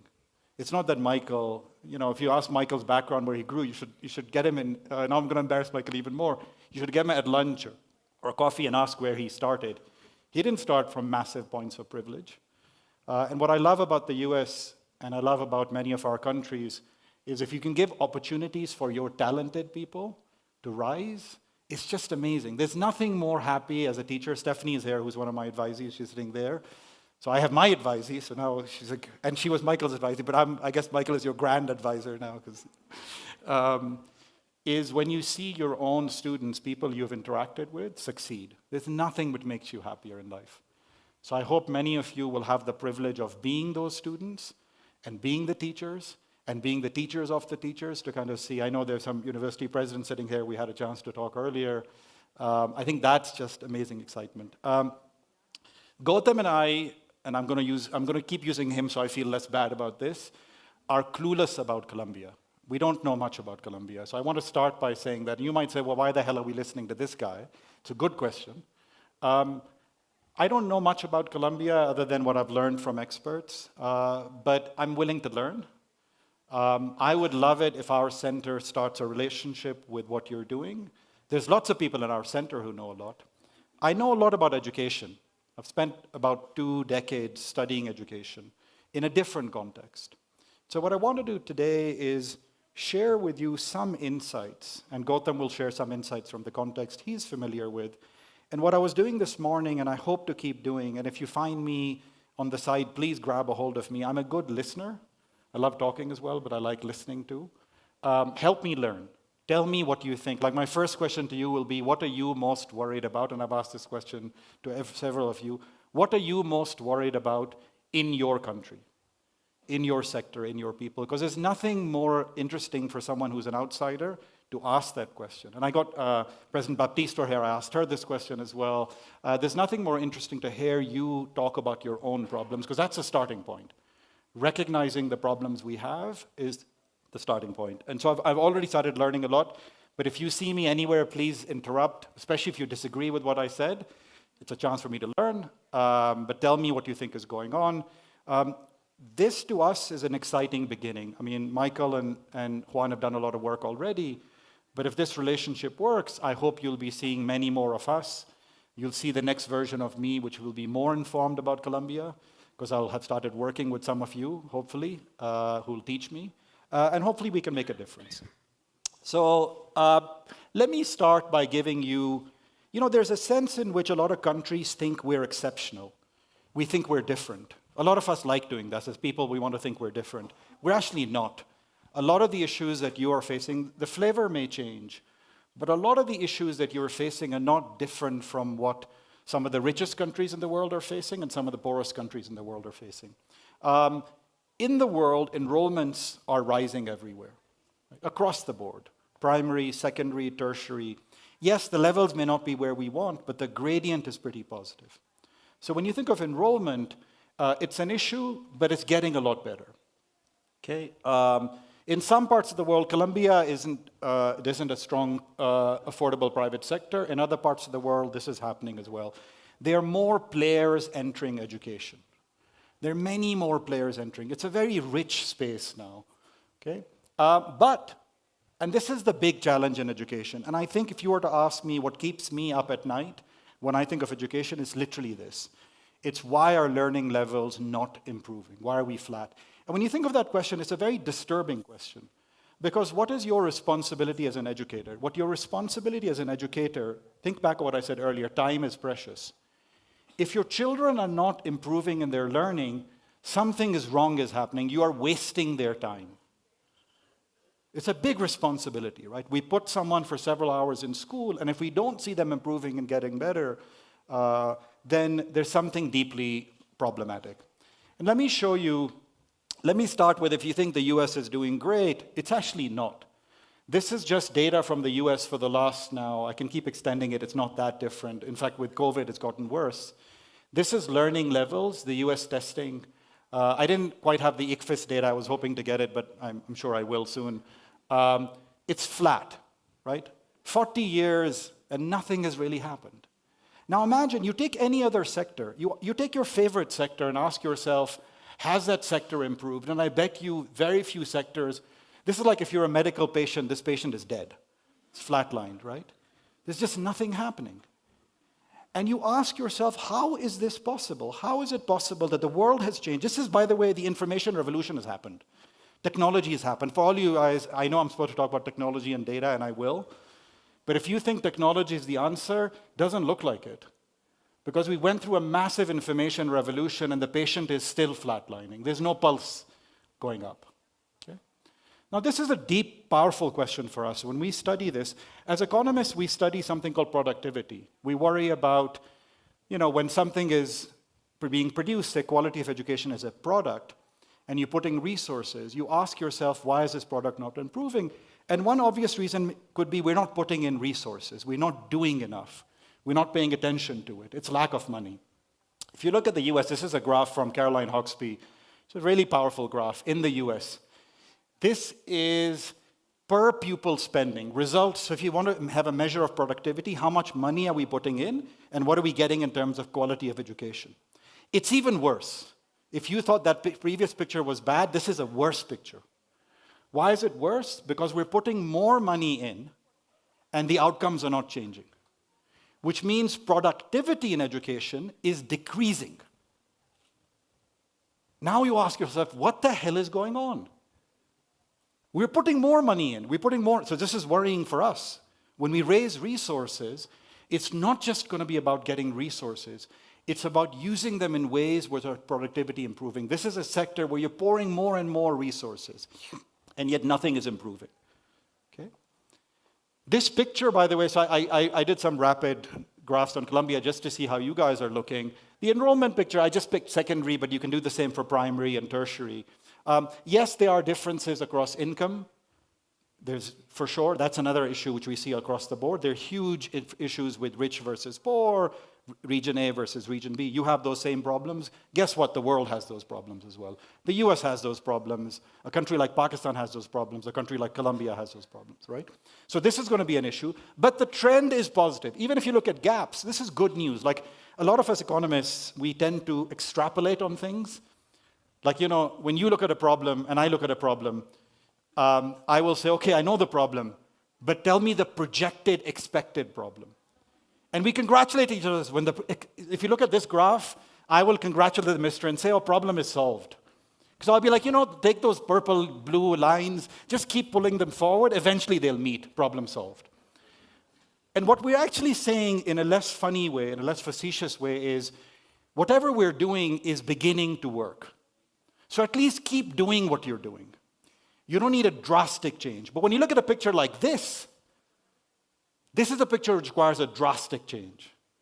You project this out and guess what happens, right? It's a very depressing picture. And so I tend to obsess about pictures like these more than pictures like those on the left side. Now you can do the same on quality. And I know you have fabulous data. I keep hearing about you. So by the way, the best thing you can do to someone like me and Gautam and Michael and Juan is put us next to your data people.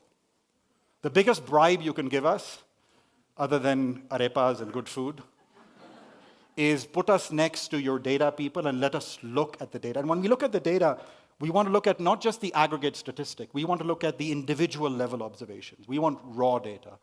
We want to be able to see what each child is doing.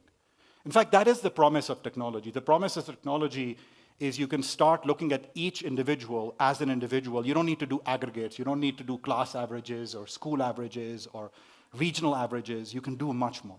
And I'll come back to that. But your quality issue is the same as the world. You have the same problem. Project enrollments out, things will look good. Project inequality out, actually things are still looking good. Maybe this is controversial to say, especially if you have a populist view in the world. Okay? But quality is not looking good. In fact, you've gotten worse in quality. This is just showing you your PISA tests. You've actually dropped in absolute terms as well. Again, not different. And this is pre-pandemic, by the way. If you plot things after the pandemic in the world over, things are just dropping even more. Things are not just dropping in terms of scores, but Gautam is going to talk about this. Mental health will be a massive issue, right? Most of our kids are traumatized. You know, I was talking to the dean of the Graduate School of Education at Harvard. She's a friend of mine. And what she was saying was, I asked her this provocative question. I said, did we make a mistake in the US? Should we have just literally had the entire country repeat? There's a part of us which should confront that. Right? You've lost about a year of schooling, maybe more, probably more. Should we have just accepted that and said everyone who's a third grader in 2020 should still be in third grade in 2021? It's a very costly thing for a nation to say. We didn't because we couldn't. Politically, you can't. No country did that. But the reality is a lot of those kids have not learned. The reality is there's been increased inequality. And so many of those kids who are now in your fifth grade are honestly probably at the third grade level. And we can either be like an ostrich and stick our head in the sand and ignore it and hope it'll go away, or we have to confront it. And by the way, it doesn't go away. I'll mention some work I've done in natural disasters. The closest comparison we have in the work colleagues of mine have done is when big natural disasters hit a country and schools shut down for months, what happens? And this was happening, the example I'm thinking of is the 2005 earthquakes in Pakistan. Schools shut down for about 6 months. It's much less than what happened now. And what we find in that work is several years later, not another year later, several years later, the rich are almost fully recovered. The poor are not at all. In fact, the kids who have suffered the most, at least in a natural disaster, but COVID has many aspects of that in terms of financial shocks, is kids who are not even born at the time of the disaster. The biggest losses we see are kids who are in utero at the time the shock hit. Now imagine that. Imagine if, Minister, I've made your problem even harder. I've said you should be thinking not just about kids who are born, but kids who are about to be born. That's your problem. Now suddenly think about that. So you bring in health now. You bring in health into the education problem because it's going to be fundamental, right? And it is. And again, I don't want to frighten us a lot. I want this to be empowering. But I want us to start recognizing the problem we're dealing with. Look, if you don't confront the problem you're dealing with, you're never going to be able to solve it. The problem we're dealing with, thanks to the pandemic and thanks to education, is a massive, massive shock, especially amongst our youngest, especially amongst our most vulnerable. That's the population we need to somehow target. Okay. So, I mentioned already, COVID has made things much worse. But there are two ways to think about COVID, and I'm going to try and do my best to start moving. You'll be like, this was the most depressing guy. I thought he was going to talk about mental health. He made me depressed. He's going to make you happy afterwards. There are two ways to think of COVID. There's a way to think about COVID as the biggest shock the world has experienced in the last 100 years. And that's true, by the way. Most of us will hopefully never, ever experience an event like this in our lives. Last time was the Spanish flu, maybe, right? A lot of us, and so I sit at the Center of International Development, so we worry a lot about recovery from COVID. But a lot of the language we use is, to me, a defeatist language. Why? Because we talk about how many years of progress we have already lost, and the question is, can we get back? And when you start with something, that's not an enthusiastic, again, for the people who are ministers in a position, imagine if you're going around and declaring this as your campaign to say, I will do the best thing for you, and what I will do is make sure we're where we were 20 years ago. But that's sort of what we're collectively saying to each other. We laugh, but that's literally what we're saying to each other. We're trying to get back to where we were. And the reason I mention that is I think for those of you who have experienced shocks in the last few years, my condolences if you have, the one thing you learn from a shock is it's an opportunity to bring drastic change. You don't change if you're doing well, if you're happy, whether it be personally in your life or as a nation. You change when really shocking things happen to you. Anyone who's been a bureaucrat, and many of you have, I've had lots of friends who are bureaucrats, the hardest thing to do in bureaucracy is bring change. Because we have massive status quo bias. COVID is a once-in-a-lifetime opportunity for us to bring change. We have done things, look, Michael, I, Gautam, Stephanie, Juan, Sandra, probably, I don't know where she is, has probably taught in ways that we have never taught before. I would have never thought we would be teaching people thousands of miles across. And actually, it kind of was, it wasn't great. This is much more fun than me on a screen. But it's forced us to do things very differently. If you can think creatively, and I don't want to now point at the minister because the poor guy, the minister is going to be like, I shouldn't be sitting here. I want to point to all of you. If you can think of things doing differently, I bet you did many things differently in COVID, which were better than what you used to do. The question for us is, can we take those things and systematize them, institutionalize them, improve them, right? And I actually think, and I'll talk a bit about the stuff in some of the work I'm doing, where that's happening. So I think of COVID as a huge shock, but as a once-in-a-lifetime opportunity to bring change. And the hint is going to be change will be data, technology. I was amazed. I have friends. I did a lot of work in public health as well, just because we kind of all of us became pseudo-epidemiologists. I bet each one of you suddenly knew what R value was. And, I feel bad for my epidemiologist friends who actually know the stuff. And we would talk to them over dinner conversations, telling them what we thought about the curve and flattening the curve or whatever. But one thing that happened is everyone started using data much more. President Brigitte and I were talking about how we are failing as social scientists and scientists in communicating knowledge. We are actually. We're doing a really bad job in communicating knowledge. But for once, we were all obsessed with prevalence rates and numbers like that. So that's another opportunity, right? Data and technology and it wasn't just data, it was real-time data. You wanted to know what was the prevalence rate last week. You wanted to know how that rate was changing. And depending on that, you had governments in many countries changing policies. Like lockdown policies were being based regionally on places which were seeing surges or not seeing surges. Now imagine doing that for like education. Imagine suddenly we could be so real time that if a problem occurred, next month, not like 5 years later, in fact, not even next month, the next day, we could intervene, right? And so so when COVID has made things much worse, I want us to realize that it's also made the potential to do amazing things much more, right? But it's a narrow window. It's like the financial crisis, right? We all thought, oh, finance is dead, let's do something differently. And unfortunately, the window is closed now. We have made some improvements, but back to the same. So a call to all of you, in case you thought this would be an easy lunch.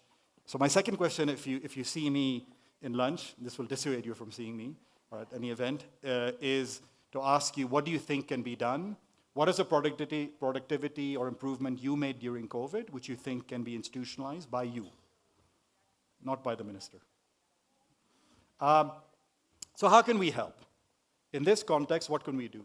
So I'm going to give you an approach, and I don't want to at all criticize this. I'm going to give you two approaches to intervene.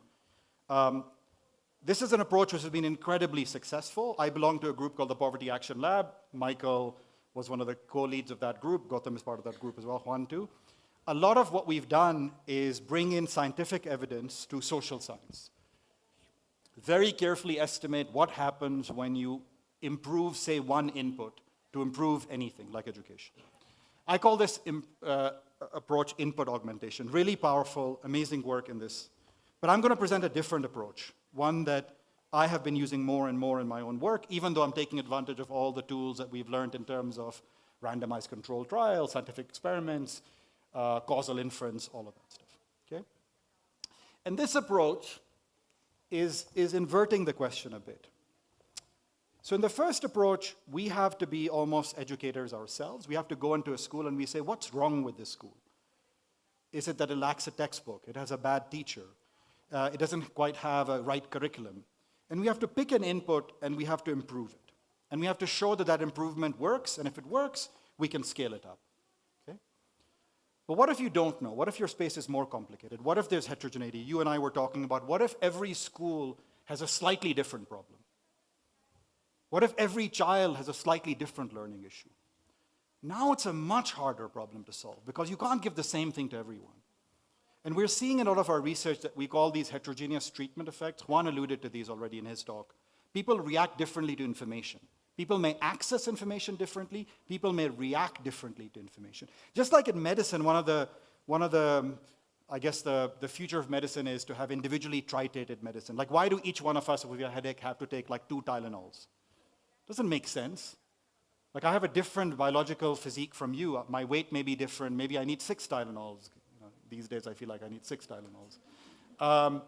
But we can use knowledge about ourselves to titrate the amount of medicine to each person so you don't under or overdose someone. Well, a colleague of mine, a guy called Lant Pritchett, if you haven't read him, read him. He has this provocative titles. If you don't want to read him, just read the titles of his papers. Maybe his abstracts. That's already pretty revealing of what he's saying. So he has this paper called Teaching More is Teaching Less. You can overteach.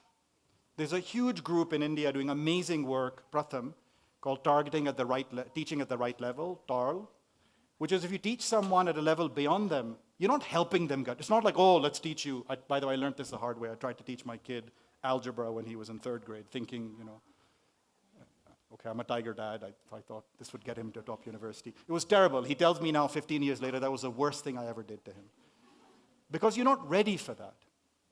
If we don't meet the learner at the level at which they're at, we will discourage them. We will make them feel stupid about themselves. We will make them lose the aspiration and expectations of improving themselves. So you have to titrate education as well. Okay, so how do we begin to do this?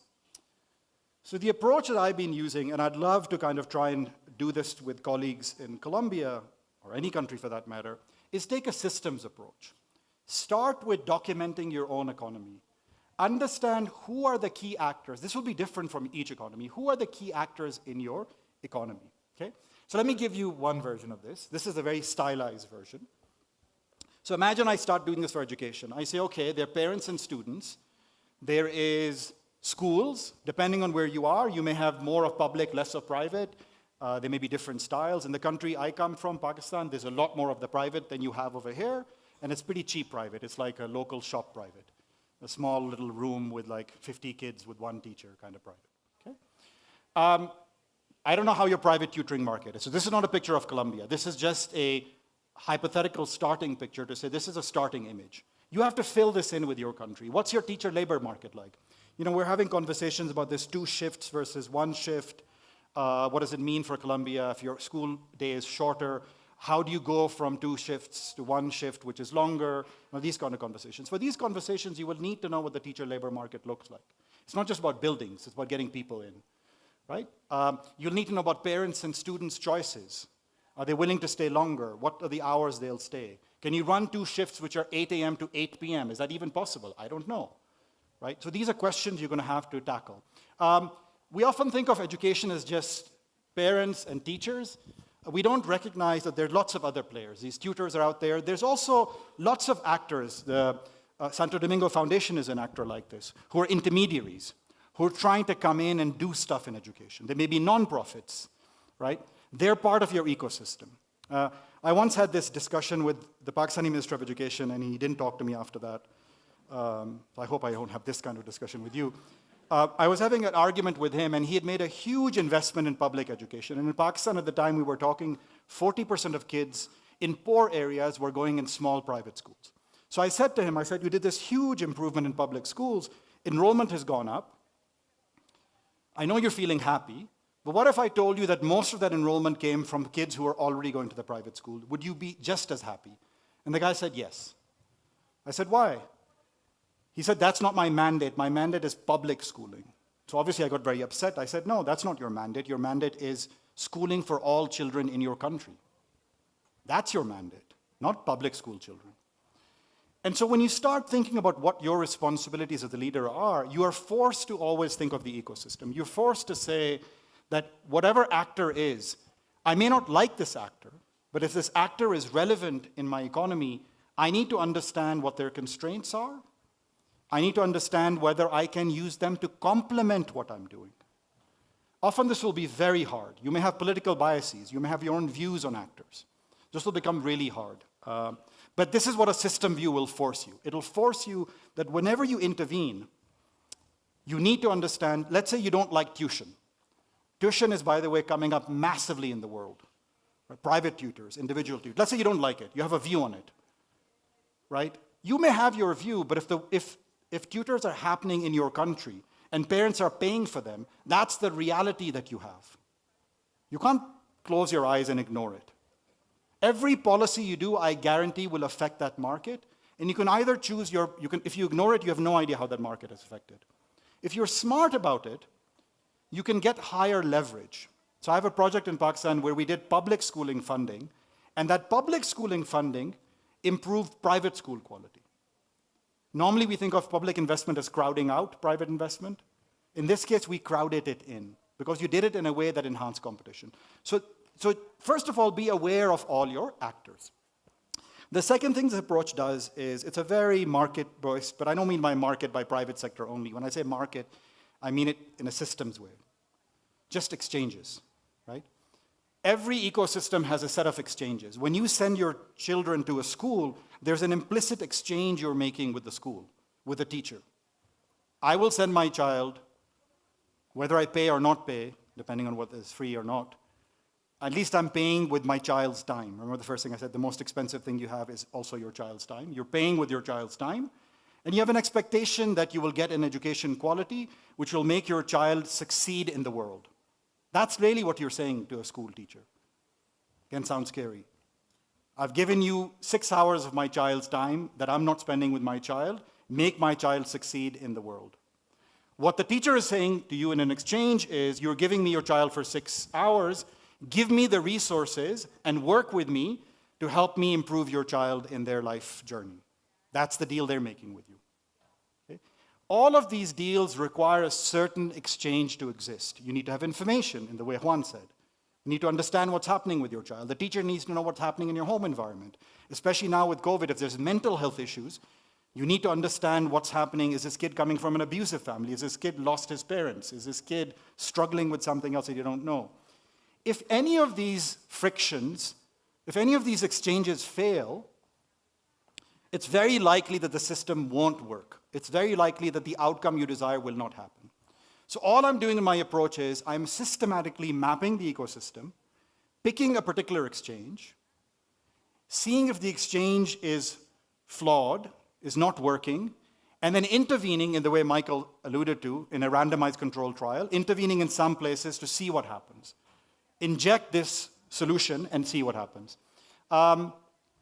The advantage of this approach is you need to know a fair bit initially in terms of mapping the actors, but you don't need to pick a particular solution. You don't have to bet everything on textbooks. You don't have to bet everything on teacher training.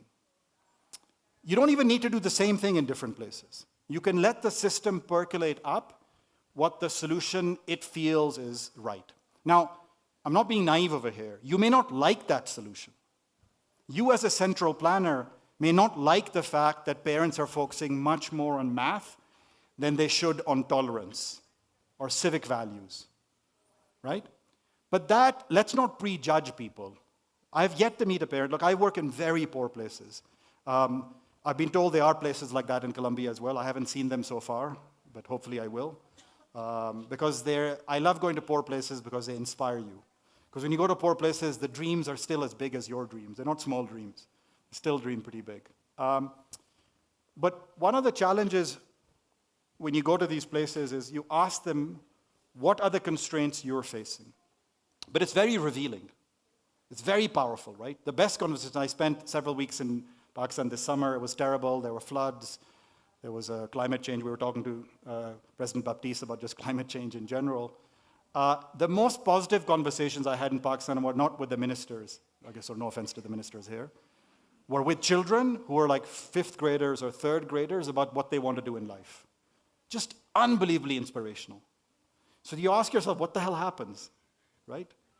At that age, amazing things are happening, and then 15 years later, something is broken down. It's one of these links that has broken down. So you might say, can this approach work? Look, I don't want to say things theoretically. I've spent about 2 decades using this stuff now, mostly in one country, just that I'm trying to understand that country. Now you're horrified to say, man, this guy's going to take 20 years to say anything useful to Colombia. No, I don't want to imply that. A lot of you are applying these ideas anyways, right? So this is a study I've been part of, and I'm happy to share. There's a lot of public data on this study as well. This has probably become one of the most comprehensive educational time series studies. Like we're now following children we worked with in 2003, right? We've actually followed them. We know what they're doing as young adults, right? So we're creating this sort of panel data, but it gives us a really interesting picture on this environment. But let me share the kind of news over here. So similar thing in Pakistan. I just want to make sure Pakistan feels a lot poorer than Colombia. In many ways it is, but in many ways it's also not. Similar problem, enrollment used to be a problem, it's no longer a problem, it's actually improving. Quality is terrible. Our kids are about 2 years behind, even if you're being generous. Like a kid you test in 3rd grade is at the level of a 1st grade kid, right? And that's just terrible, because, you know, like think of yourself, if I told you this, each one of you, I bet, if I had you sit with a child for 2 hours a day, you could make that child go from 1st grade to 5th grade, if they're 5th grade age, in about 6 months. Yet what is it that our system isn't doing that? I'm not saying teachers are bad. Please don't take that. I never think people are good or bad. I just think the systems are done in a way that somehow we're not producing the good things we should be producing, okay? So learning is pretty bad over here. It's very stagnant. And so what we did in Pakistan is we asked ourselves, can a system approach work? And so for the last 20 years, I'm not going to show all the papers because I'll bore you to death. That's a different setting. I'd love to present all my papers for those of you who have the patience, but I'm going to show you just 3 or 4 bodies of work to tell you kind of in different areas can this systems approach work. My objective is very simple. My objective is to get all of us to collectively start thinking about the problems you're facing as a nation in education and see that first graph I showed you, that productivity is going down. Can we make a big shift? Can we do something bold and big which can potentially change how we're doing education? That's my push to you. You don't have to agree to that. You can say, no, we don't want big changes, revolutions are terrible. But I do think education is ripe for, we talk about creative destruction, like how the finance sector has changed. Online banking has become a big thing. FinTech is a big thing. Education has been very slow to move. We are moving now, by the way, but it's been slow to move. So I think we could be sitting at a time where 20 years from now, we could all look back at this moment and maybe even credit, let me be careful what I said, credit the pandemic and say this was a time when we all changed. Or we could be looking at 20 years back and I could be showing you the same pictures and the same slides. That's a choice you have to make. But I hope we can make a game-changing choice. So can a system like this work? Yes. At least my work in one country, and I want to have caveats. Michael mentioned some of the caveats even in the work that he's been doing in Colombia. These are huge caveats to what I'm saying in work that I'm doing in Pakistan, whether it's going to extend over here. But at least in the stuff we've done, I'm beginning to get more confident with my colleagues that this approach has promise, that you can actually empower these actors to solve problems and lead to better overall outcomes like better education, learning. So I'm going to give you just 2 or 3 studies. Again, I'm going to spare you all the details. For those of you who are skeptical, there's a website that has all these papers in multiple levels, like the picture level, the intermediate policy brief level, and then the full paper level. You can see and you can judge yourself. But I'm just going to give you the picture level. So here's what we find. Investing in teachers. The biggest revolution in Pakistan, and it's phenomenal, and has a huge gender dimension to it, is women entering the teaching workforce massively. Right? We have a huge labor force participation problem for women. I don't think it's as severe here, or is it? Not as severe here, right? Good. But for us, it was very severe. Massive entry of women into the labor force in education. And what it does is it creates this whole private school revolution we're getting. What these women do is they don't enter the public sector because there isn't space for them. And socially, the only profession they can do is teaching. Otherwise, it's not kind of allowed during given norms. So they all enter, and they drop the cost of creating a private school. So it's super easy and super cheap to create a private school because you pay these women very little, actually. So we're exploiting women. And by the way, if you feel bad about this, Massachusetts in 1800 was like this as well. When you look at 1800 Massachusetts, a lot of the educational quality was women who were teaching, who were brilliant, who should have been CEOs and managers in companies and political leaders, could only teach. But there's a silver lining to this. You get an amazing quality of teaching. So that's what happens. So what we find is in villages, in rural areas where you invested, where the state invested in higher education in women, 15 years later, you get massive education improvements in those places. So there's a dividend you pay from investing in your own people. So that's just one. This is alluding to a friction in teachers, the teacher labor market. Right? And so you should think about this in Colombia. Do you have a well-functioning teacher labor market? Who enters teaching? Is it respected? Is it a profession which has good money to it? Is it a good career for men and women? And if not, then how can we improve that? So that's one. The second study is exactly similar to what Juan said, information. Information is a consistent problem in education. Think about, for those of you who have children, how much time and effort you probably spent choosing your kids' schools and your colleges. Just think of the amount of information you need to answer that question. That's not readily available. Okay? So giving information to act, so what we found is when we gave information, in our case it was report cards, we tested schools in communities and we told parents what were good schools and what were not good schools. And we find that increased competition massively. As a result of this was an RCT as well, in places where we gave these report cards, school quality went up and school prices went down. So parents got a better deal. Paying less money, they got better quality. Again, you're using the system. We have another study where we gave schools financial resources. Right? We gave them cash to say, do what you want with it. And what we find is fascinating. I don't know if there's any there was a Minister of Finance, ex-Minister of Finance sitting. We're going to have a chat, hopefully at some stage. How we do financial support, whether it be export promotion or agricultural productivity or whatever we're thinking, often we pick sectors. We pick certain sectors to support and other sectors not to support. These are the export sectors, let's support them. What this study did is it supported schools, same way that you would support any industry, but we changed one thing slightly. In one place, we only picked one school and gave it money. In the other place, we gave all the schools in that neighborhood money. There are 2 ways of giving money. We find very different effects. When you give only one school money, it does what you think a school which is going to gain market power does. It captures the market. It doesn't offer a better product. It expands capacity and steals students from other places. It's a market stealing strategy. When we gave many schools money, they couldn't do that because you can't steal from each other now. So the only option they had was to improve quality. What this study showed is it's not just who you give money to, it's how you give money that matters. If you give money in a way that increases competition, and when I say competition, don't again think private sector markets, you can increase competition across the public sector. When you give things in a way, when you give support in a way that enhances competition, you will get more for your money. When you give things in a way that you reduce competition, you will actually create effective monopoly powers. Consumer welfare will drop. This is Econ 101, right? It shows up. So again, how we give money will matter. Okay, I have another project on giving educational support services, similar kind of story there. This is ongoing work. Let me kind of end with a few words. What's the big opportunity for technology over here? Okay. Well, when you think of this, the picture I'm drawing is a picture where I want us to be able to take all these, I even brought in banks now, because someone's going to provide financing. You can have charitable institutions here if you want. Think of this as financiers. If you have an ecosystem like this, can you actually build a mega platform?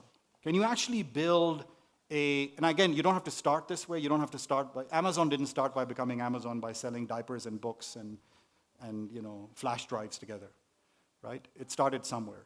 Is there a place where you can find the use of technology which will allow you to reduce a friction? Because what's technology doing? It reduces frictions in very cheap, affordable ways. Technology is not the science. Don't be tech first. Be problem first. Is there a problem? My problem is, for instance, let me give you something I'm working on in a latest project, where post-COVID, kids in Pakistan are struggling in very different ways. They have very different challenges. So what we're doing is we're going into these public schools, we're testing every child using technology, because otherwise it's really hard to test. And then we're empowering teachers to say, look, this kid doesn't know fractions, this kid doesn't know decimals, this kid's vocabulary is bad. So instead of giving every child the same exercises, the app tells you what should you do with each child.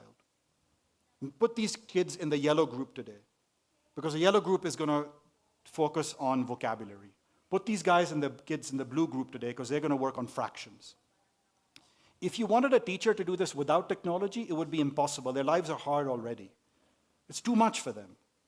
But if you bring in technology to aid them, then teachers can focus on what they do best, which is teaching. And not like recording data or monitoring or giving homework lessons. Let the system do that for you so the teacher can observe how the kid is reacting to that. This is happening in many places now, this kind of edtech solution. And so, but my ultimate dream, Jugotam was laughing and saying Asim always has some ridiculously wild, big dream. He was making fun of me on the plane ride here. Yeah, I do. But, I always want to dream big. But you don't have to start in this massive education ecosystem, right? Pick a certain sector which is your biggest need, and I guarantee you that technology and data will bring in some effective way of doing so. Let me end. Thank you. If you want to look at more of this work, this is the link for it. If you want to reach out more to people about CID and what we're doing, we're starting with education, but honestly, I'd love to work in many other areas as well. But like I said, education to me is one of the most powerful and impactful things, so why not start with that? Thank you for your time.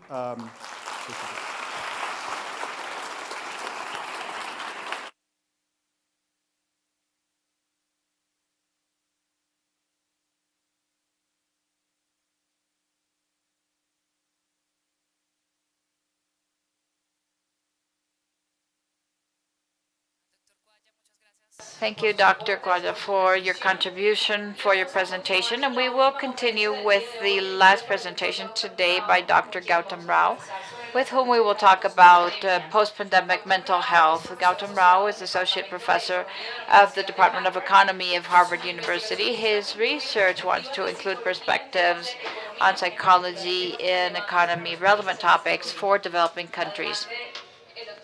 Dr. Gautam Rao, the floor is yours.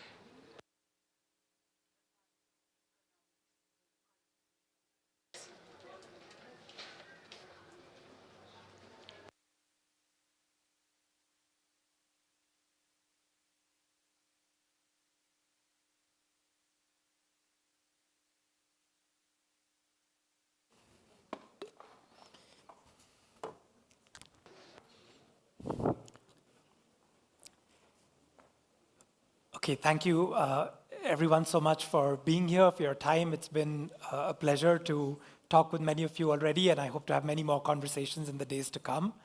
I think we were supposed to have a coffee break, but instead of the coffee break, you got Asim, which is about as good as coffee in terms of injecting some energy and getting the juices flowing. So thank you, Asim. I'm going to tell you, like Asim, I'm going to give you kind of more of a big picture talk. I'm not going to get deep into one piece of research, but this is motivated by an agenda of work that we've been doing with a team of psychiatrists, people working in public health, and economists, together to understand the connection between mental health and poverty. And what we found is that there seems to be a very deep connection between common mental health conditions like depression and anxiety and poverty. That is, they each seem to reinforce each other. Living in conditions of poverty involves stresses and difficulties on you, which tend to induce mental ill health. And experiencing mental ill health itself seems to have negative economic consequences for you. And this suggests that it's possible that people might be partly held in kind of this poverty trap, partly due to mental ill health, or at least some people can. Now, let's talk about adolescent mental health, which will be the focus of this talk. And for a large number of countries across the world, the data that I have here is for the United States. We see a very troubling trend in the last 15 years. Note that these data, they're ending before the pandemic. And what we see is a sharp increase in rates of depression. You'll actually see something similar for anxiety among young people, not among older cohorts, okay? And you're going to find this in other countries as well, not just the US. And it's not just true, you might think that, well, maybe this is just that diagnosis is increasing. Well, these data are not coming from doctors' offices. These are coming from finding large random samples of people and then screening all of them for the symptoms of depression. So this seems to be a real change in people's, in the well-being of young people. And we see this even in the most tragic and most sort of objective measures, which is things like suicide attempts and actual suicide rates. Sadly, Colombia does not appear to be an exception to this, okay? So here I'm not showing you the trend over time, but a recent study with data collected mostly in Bogota, with about 4,800 middle and high school students by the National University of Colombia, found high rates of psychological distress. Something like 38% of students reported feeling anguish about the future on most days. I should say this was done during the pandemic. This was done in 2020. But if we focus on perhaps the most worrying aspect of this, in 2020, 1 in 8 middle and high school students reported having had suicidal thoughts in the past year, okay? Now, while this is almost surely made worse by the COVID pandemic, it was an issue even before that. So around the world, adolescent mental health as well as adult mental health became much worse during the pandemic. This is, for very obvious reasons, things like social isolation, the loss of loved ones, economic deprivation, fears about the future, health concerns. But the fact is, and I really, want to make sure that you don't walk away from this talk thinking that this is purely a pandemic concern, that this is only because of COVID-19. In fact, a 2015 National Mental Health Survey in Colombia showed that even then, something like 7% of adolescents reported suicidal ideation. And about 45% of adolescents had at least one symptom of mental ill health requiring attention. So things have gotten worse during the pandemic, but they were something quite worrying even before that. So along the lines of what Asim was saying, actually, the increased concern about adolescent mental health due to the pandemic, in some ways is an opportunity. It's drawing our attention to something that was lurking, under the surface that we had not really been talking about enough. All right. So why should adolescent mental health be a policy priority? Well, I think the first reason is just, it's a moral reason. There's enormous suffering here, and what I'm going to try to convince you today is that this can be reduced, this can be avoided, right? As I said, it's strongly associated with tragic outcomes such as suicides, but for a vast majority of young people suffering from depression and anxiety, right, this is not going to lead to suicidal ideation or even worse, suicide itself. But there's a lot of suffering that's at levels below that which could be eased. But also as someone who thinks about, education and as an economist, this is a critical time for human capital accumulation. Poor mental health, when you're trying to get through the difficulties of middle school and high school and making decisions about whether to apply to college, where to go, etc., for very obvious reasons, this could have very severe long-run consequences for your economic well-being. Okay? And you can see why things like depression and anxiety might really affect that. So depression comes, some of the symptoms, some of the hallmark symptoms of depression and anxiety are things like difficulty concentrating, low energy, low motivation. And we have research showing also that depression and to some extent anxiety, they distort the way you see yourself. They change your beliefs about yourself. What are the possibilities? What are your abilities? They change those beliefs. And they change your decision-making. For example, we've shown that therapy to treat depression amongst people in India, it increases their patience. It changes their ability and tendency to think about the future and imagine the future. Okay? And so we already know it's so hard. All of us at some point were adolescents and our parents or teacher or someone told us, "What are you doing? Don't you realize how important it is?" And the future just didn't exist. You never thought about it, and when you're further dealing with mental ill health, it becomes even harder to imagine the future, okay? So let me step back a little bit. I'm talking about things like depression and anxiety, but let's be sure, we're on the same page about what I'm talking about. So what is depression? I'm mostly referring here to what psychiatrists would call major depressive disorder. You might be shocked to realize that this is now the world's leading cause of disability. So in terms of years lived with disability, this is partly because it typically occurs first during adolescence. So until about the 1990s, people thought that adolescents did not have things like depression. Turns out that's not true. In fact, for many people, for most people who are going to have depression in their life, it'll first occur during adolescence. It's an episodic condition. Okay, this means you'll enter an episode of depression and have these symptoms of depression. And then for most people, even without some treatment, at some point, you'll exit that episode of depression, but you're fairly likely to have it recur again later in life. So having an episode of depression once is highly predictive of having future episodes of depression, okay? And just to be clear, we often use the word depressed in a very casual way, like, oh God, that was depressing. Right? And of course, when I'm talking about major depressive disorder, that's not what I'm talking about, right? I'm not talking about feeling sad or feeling blue temporarily or in response to it's grief, for example. Sometimes it's very sensible to be feeling low even for a few weeks. But a typical episode in adolescence of depression lasts for about 27 weeks, okay? So this is feeling symptoms of depression for a pretty extended period of time. Just to give you a glimpse and be even more concrete, how do we measure things like depression? Now, the gold standard way to do it is a proper diagnostic interview by a psychiatrist.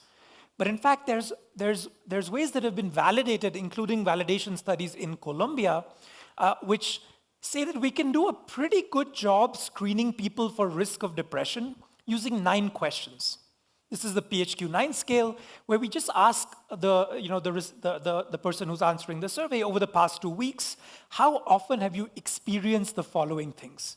And some of them are exactly what you might think of depression, feeling down, depressed, and hopeless. But a hallmark symptom of depression is also feeling very little interest or pleasure in doing things. And then there can be these more somatic symptoms like trouble with your sleep, feeling tired or having little energy, big changes in your appetite, feeling bad about yourself, etc. Right? Including perhaps the scariest one, when we think about ourselves or our loved ones, thoughts that you'd be better off dead or hurting yourself in some way. And so if we just get people to answer these, which by the way, you can get students, I've had students answer these things on a tablet or on their cell phone themselves privately, it's pretty easy to screen a large population for symptoms of depression. Just relatedly, what is anxiety? Anxiety is something that is about excessive worries and fears about a variety of topics, often without a quote-unquote very good reason. And these worries are difficult to control, and they make it very difficult for you to relax and put your attention on something else. It's often also accompanied by symptoms like restlessness, fatigue, muscle pain, impaired concentration. It's actually even more common than depression, and it often co-occurs with it or precedes it. Okay? So, we're talking about adolescent depression. I tried to make a slide saying what causes depression, but the truth is we don't really understand. Okay? So let me at least tell you about some predictors of depression, right? So what you might call risk factors for adolescent depression. One major one is a family history of depression. Right? So there seems to be something heritable, potentially about the family environment, where if you've had one or both parents have had depressive episodes, you are at a much higher risk of having them yourself as an adolescent. Gender. So girls, depending on the study, are about 30 to 60% more likely to suffer from depression. Okay, this is also true for adult women. Right? Women suffer depression more than men, also true for anxiety. Low socioeconomic status. LGBTQ adolescents.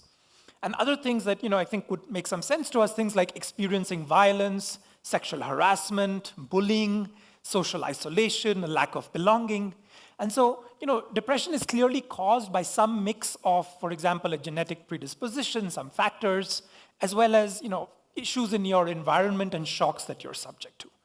Having said that, these are still only going to explain some fraction of cases. We still are not able to predict kind of perfectly, anywhere close to perfectly, who's going to get depression and who's not. Okay, I opened by showing you this frightening graph where you saw this stark increase in rates of depression amongst young people, right? From about 2010, 2005, 2010 onwards. Why is this happening? Well, the honest answer is we don't know. We don't understand this, even though it's one of the most frightening things I think happening in society nowadays. One hypothesis for which I'm going to show you some evidence is, in fact, the role of social media and increased technology used by young people. I don't think the jury is fully in, and I think even this is only going to explain some fraction of what's going on. But the idea is that young people today, very differently than a couple decades ago, because of the ubiquity of social media, have sort of an endless, are living in a world where there's this increased and endless emphasis on self-presentation and social image, an unrealistic view of others' lives from what you're seeing on your Instagram feed, a reduction in face-to-face interaction, things like online bullying, evidence that there's changes in sleep pattern because of people being, because of digital addiction. And note that most of these things, they exist outside, the virtual setting as well. They're in your offline life as well. They existed before. I'm not arguing that 20 years ago kids didn't care about what their peers thought of them. I'm not arguing that there wasn't bullying before, but it seems like the magnitude of some of these things has changed with social media. So I should say we still have relatively little good evidence on this in terms of causal evidence. Right? So here's one such paper. So this is a paper that by Luca Bragheri and co-authors, which looked at the rollout of Facebook. So when Facebook was invented at my home university, it was rolled out across particular universities in a sort of staggered way over time. And what these researchers did is they went back and they looked at some surveys and data collection that had been done around that time, not with the goal of studying Facebook or anything like that. And what they found is that when Facebook became available in your university, feelings of hopelessness, being kind of overwhelmed, being depressed, etc., went up. It particularly went up amongst lower sort of social status students within those universities. And it seemed to have some effect, at least self-reported by the students. They don't have actual grades here, but on their ability to kind of focus on work, focus on their classes, on their studies. Okay? So this is Facebook when it rolled out. I mean, the way Facebook works now is different. There's other forms of social media as well. So by no means am I saying this is the final word. It's just kind of a first piece of evidence. But there's also randomized controlled trials that people have done around this. So here's a paper by Alcott et al., which found adults in the United States, and for 4 weeks before a US election, it essentially paid people to deactivate their Facebook accounts. And I don't mean to be picking on Facebook relative to other social media, it's just this is what the research has been done on. And they studied many things in that paper. They were studying how people, their beliefs about political polarization and stuff like that. But the thing that to me, really grabbed my attention is that actually it made people less likely to be depressed, to have symptoms of depression after 4 weeks of quitting Facebook. Okay? So, so it seems like social media is playing a role here. Having said that, social media use explains only a small fraction of variation in mental health in the cross-section. If you're trying to predict who has and who doesn't have depression, you won't get very far by looking just at social media use.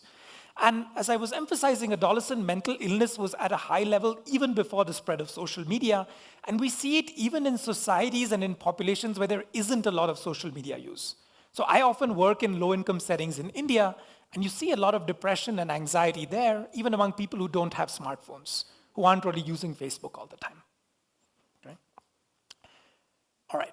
The next thing I want to, I want you to sort of take away is that this is not a hopeless situation. Effective treatments do exist, and we have lots and lots of evidence that we can help a majority of people suffering from depression and anxiety. They can be helped. Their suffering can be eased. So one way that you may have heard of is of course, or some of you will have experience with is antidepressants, so SSRIs. So these would be, in most countries, would need to be prescribed by a psychiatrist, started off at a low dosage, gradually increased while trying to track whether the patient is responding to this or not. You might need to try multiple medications, and treatment needs to continue for at least 6 months, usually even longer. Okay? But it seems like about 60% of adolescents do respond to these SSRIs. Okay? But the other thing that I think is very, very promising is therapy, psychotherapy. Now, many of us, might have experienced therapy, and one view of therapy, and maybe the kind of therapy you've experienced, is one which is, you may have some idea of Freudian kind of therapy, psychoanalysis. That is, we're going to really get to your childhood and really get deep into your psyche. That's not really the kind of therapy I'm talking about here. There's a big push in what they call evidence-based psychotherapy. Particularly, the largest body of evidence is for what's called cognitive behavioral therapy. There's also for adolescents another form of therapy that seems effective, which is interpersonal therapy. Okay? So, something like 40 to 60% of students of adolescents respond to a short course of therapy, 12 weeks. Sometimes, some interventions are even shorter than that. So 12 sessions, it could be 8 sessions, 6 sessions. Sometimes it might be longer. What are these things trying to do? So cognitive behavioral therapy is trying to help change unhelpful patterns of thought. For example, catastrophizing, sitting in your mind and thinking about the worst case outcome by just making you aware of some of these cognitive mistakes you're making. Okay? But the other part, and in fact the research suggests that this might actually be even more important, is something very, very simple and something that many of us intuitively will have. When we have a sense that a friend of ours is going through depression, we might want to talk to them and help them solve their problems. But another thing we'll try to do is just engage them in some pleasurable activities. One thing that happens when you're depressed for many of us is you withdraw from the kinds of activities that gave your life sort of pleasure and joy. And just getting people to re-engage with that, with some support, seems very effective at pulling people out of depression. Interpersonal therapy instead sort of focuses on problem solving and interpersonal relationships, but there's a really substantial evidence base for these kinds of interventions at easing depression and anxiety. But in fact, a lot of the therapy that's available in practice is not actually following these protocols. I should note that particularly for severe cases, it's more effective if you're combining antidepressants with psychotherapy. All right, so I'm telling you these treatments exist. For 20 or more years, we've had clinical trials showing that these are effective, review paper after review paper showing this. And yet we see enormous treatment gaps. Over 90% of people with depression get no treatment whatsoever in low and middle income countries. Okay? In Bogota, in this survey I was mentioning from 2020, only 0.02% of the students in the survey reported having ever received any mental health diagnosis or treatment. Now, part of this could be the students have forgotten, they're not aware of it, or something like this. But this is orders of magnitude less than the number of students who actually displayed symptoms of depression and anxiety. Okay? So why do so few of them receive any treatment? And here I think there's both supply-side barriers, and that's really the main factor in most of our societies, but there's also potentially some demand-side barriers. So let's talk about those. In simplest terms, the crucial supply-side barrier is that there's been massive underinvestment in mental health services across the world. Okay? So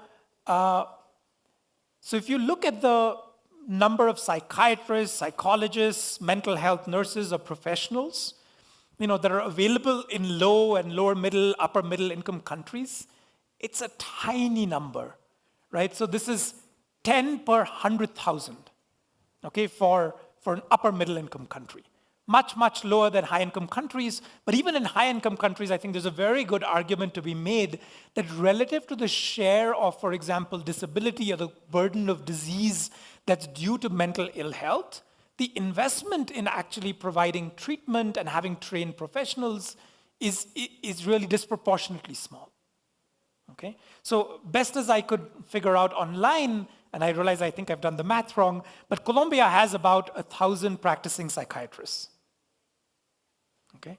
And that's just not, that's just nowhere near what's needed for a country this size.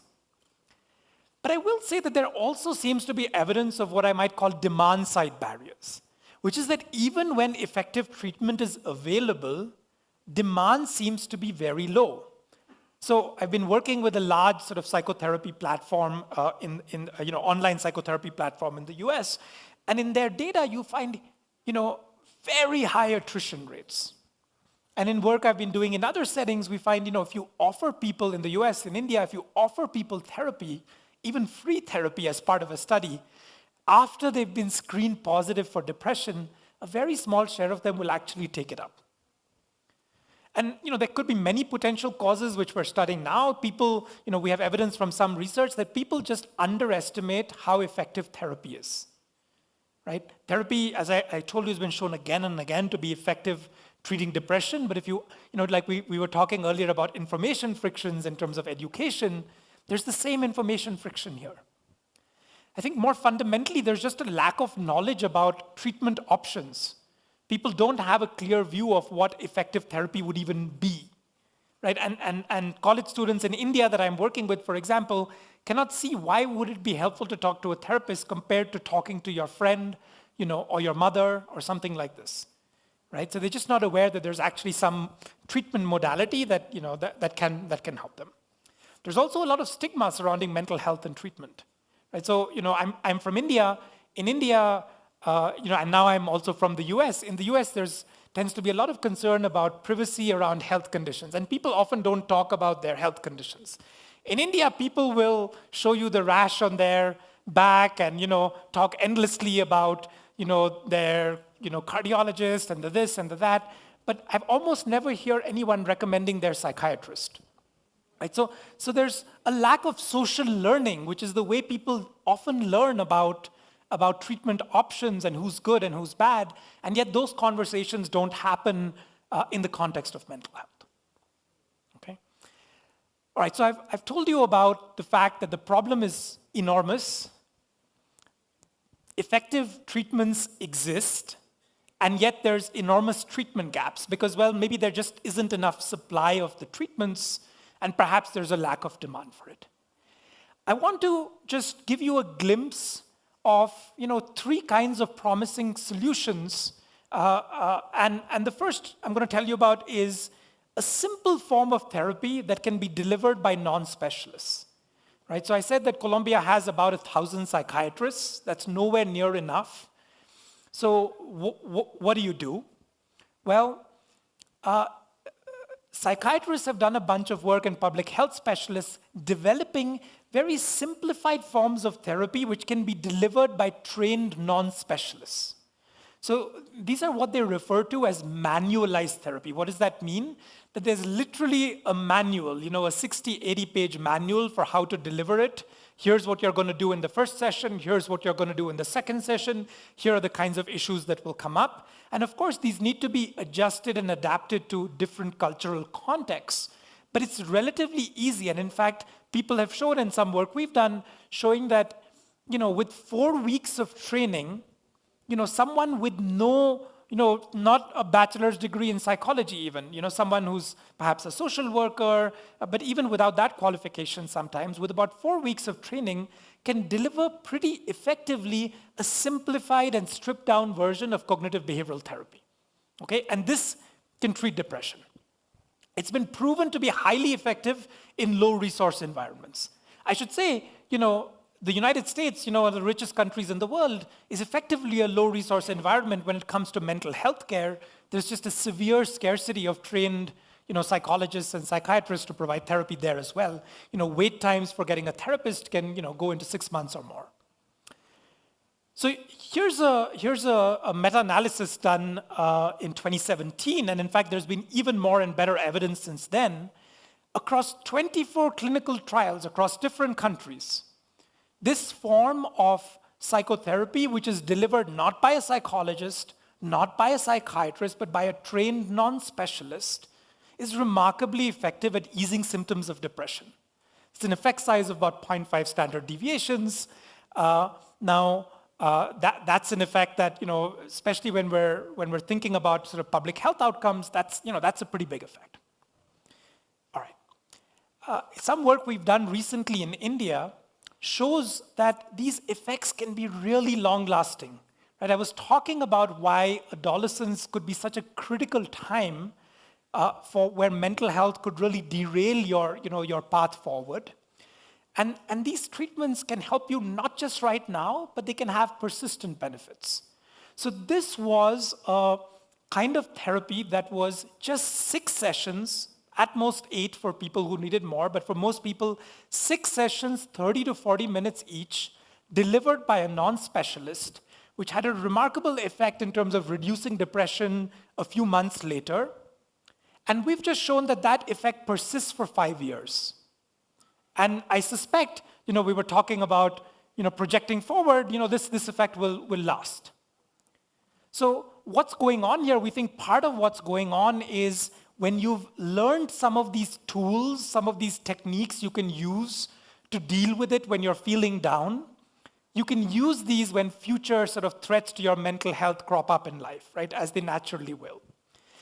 And this cost, if you count everything, all the costs of training and developing the materials and all of it, it costs $66 per person to deliver. Right? So this is, about $7 per month of depression averted. So it's a really incredibly cost-effective intervention. And so, one question, for you, and that I hope to sort of explore in conversations in the days and weeks to come, is could this be delivered in some way, via schools in Colombia? So, the American Pediatric Association recommends annual screening for depression amongst adolescents. I showed you the list of 9 questions that can be used to screen, very easily people for symptoms of depression. There's a similar sort of questionnaire for anxiety. Now, 20% of schools in Colombia already have, I believe, sort of a psychologist, working there as a counselor. About 30% among larger schools. That still leaves a large gap. But potentially, could these counselors, could these psychologists be trained to deliver these simple versions of therapy to students who screen positive, right? Maybe there's other human resources available to do this. We've been exploring this work, in other countries as well, but we don't have results yet. I should say that, I think all of us know that anything is easy to do in a pilot program. The world is full of a pilot program where you take 10 schools and you do a really good hard push to sort of train, counselors and provide therapy. And then what's really difficult is scaling that up to, thousands of schools, right? Doing that across the country. But people have been developing tools to be able to train, these lay or non-specialist counselors, digitally, and to have kind of monitoring technology for this. And so I think there's hope for doing this via schools. The other solution I wanted to kind of lay out there, which I think has promise but some challenges, is the digital delivery of therapy. Okay, so without necessarily kind of endorsing, although there's actually very good RCTs showing positive benefits from Headspace and Wobot, but more is to be done. There's an explosion of these smartphone apps which are supposed to help you manage your mental health. So for example, Headspace does mindfulness meditation. Wobot does cognitive behavioral therapy, where there's a very clever AI bot that chats with you about your thinking, and actually in a very witty and I think quite effective way, at least in my, I use it and find it quite both charming and effective, sort of points out the cognitive mistakes I'm making. Okay, making the mistake that I can see inside Asim's head, and I'm worrying that Asim is not impressed by my talk, and then it points out to me, are you making this mistake of thinking you can see inside his head? I say, oh yeah, I am making that mistake, and it helps me feel better. So there starts to be some evidence here of effectiveness of digitally delivered therapy, particularly cognitive behavioral therapy. There's less evidence on other kinds of therapy. Or they've not quite been developed and manualized as much in the same way. But when I talk to my psychiatrist friends, they really do hasten to add that it seems like these digital interventions work much better when they are complemented or supported by some sort of in-person support component. So this could be, a professional, a peer, or a parent who's supporting, because otherwise what tends to happen is just enormous attrition. That is, people don't actually, you download the app, you use it once, and then you stop. And of course, the thing to keep in mind is, especially when you're going through an episode of depression, when your energy levels are low and it's hard to feel motivated to do this, just having that a bit of a help from the outside to stick with it, to try it out a bit more, could be crucial. But this, as you can see, why do we get excited about something like this? Well, this seems very scalable, right? These apps, the marginal cost of providing them is of course, zero. All right. The third solution I wanted to kind of flag to you is a bit more of a preventive approach, okay? And here the solutions, the interventions that have shown promise are what you might call sort of whole school approaches. They're not narrowly going in and providing cognitive behavioral therapy to a particular student who's screened positive for depression. They're trying to change the climate of the school as a whole. I should say there's been a lot of work also trying to do universal, untargeted interventions, but with an emphasis on depression and anxiety. I think this literature is still kind of working its way to finding the final answer, but I would characterize this as having limited effects on average. There's some studies that find effects, others that don't. If you make every student in the school do mindfulness meditation, or you provide some version of therapy to every student without any screening, it doesn't seem to help very much on average, but I think the jury to some extent is still out. Instead, what seems to work better is a multi-component intervention which aims to change school climate. So the WHO has a health promoting schools concept, and this has been adapted in different places. Here's one example. This is called the Seher program. In India, Seher means dawn. And what they try to do is promote social skills, engage the school community and particularly students in decision-making in the school, giving students themselves some voice in what activities and programs to do, increase health knowledge, including mental health knowledge, and try to improve problem-solving skills. You know, when you talk to adolescents with mental ill health, and particularly with subclinical levels of mental ill health, the problems are just very, often very universal human problems. You know, there's bullying, there's, someone passed a comment about something, there's stress about academic performance, there's trouble at home, and helping students understand how they might formulate this problem and how they might try to solve it, seems to be part of what works. So this program in India, just as a twist, they had two versions of the program. One where there was sort of this lay counselor or social worker, one per school, who was trained to run and deliver this intervention. One where one of the teachers of the school was trained to do it. As it turned out, what they found is that when you had the lay counselor doing it, whose kind of job was just to do this program, they found remarkable improvements in a range of outcomes. So this is not just targeting depression, and yet it led to substantial reductions in depressive symptoms. It improved attitudes towards gender equity, reduced the frequency of bullying, reduced violence in schools, both obviously, perpetrating violence and being the victim of violence, and overall improved this main measure they had of, school climate, okay? And it had these, pretty powerful effects that lasted for, I think now there's a follow-up a few years later where these effects continue to persist. But there was no effect whatsoever when a teacher was trained to deliver it. Now, that may be particular to the Indian context, how busy teachers are, or, the extent to which they were actually motivated to deliver the program. But that's exactly the kind of challenge we face. Here's an idea, it's worked very well in one part of India.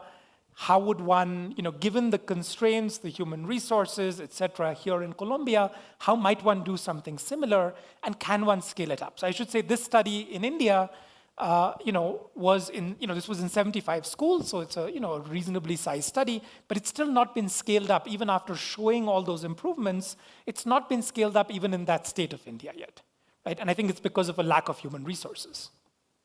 So, I'm not leaving you with, saying this is absolutely what should be done, but I'm trying to give you a glimpse of things that have shown promise in other settings that I'd be very excited to explore with you here in Colombia, and hopefully this, this takes you away.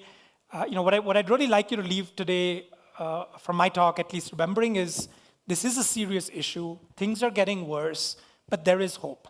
There are solutions, that have worked in various contexts, and the name of the game is to figure out how can we adapt them, how can we rigorously evaluate them, in Colombia, and try to improve the mental health of our young people. So thank you very much, and I look forward to any comments and suggestions.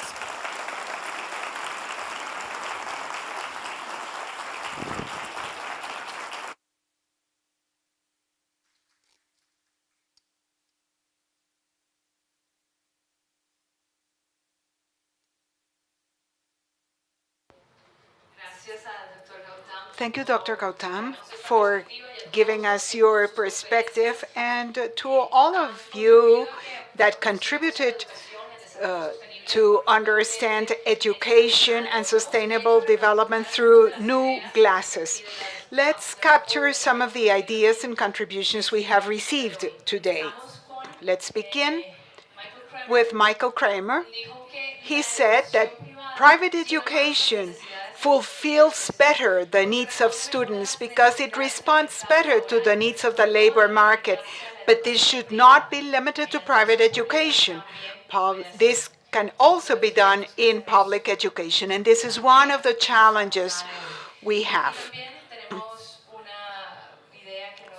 Another idea given by Juan Saavedra, professor of public policies in Harvard, has said that Colombia is one of the countries with the highest return rates in higher education. So having a professional degree assures high salaries as compared to other countries. However, there are gaps in access to education because of socio-economic level disparities. Now let's hear from the mayor of Bogota, Dr. Claudia Lopez. She will be addressing us briefly before we close our session. Dr. Claudia Lopez, you have the floor.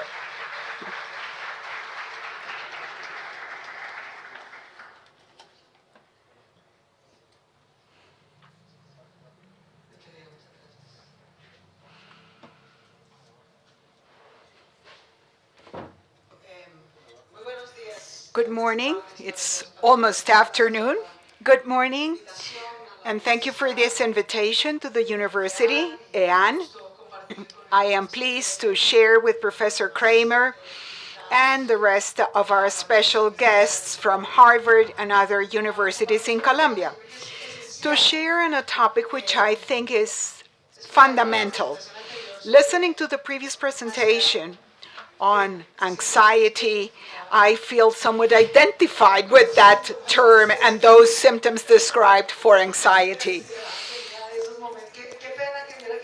Sorry, I wanted to be here for the whole morning, but I was unable. However, I had an extraordinary council meeting this morning, the Security Council, so I couldn't be here. But I would like to take advantage of these 15 minutes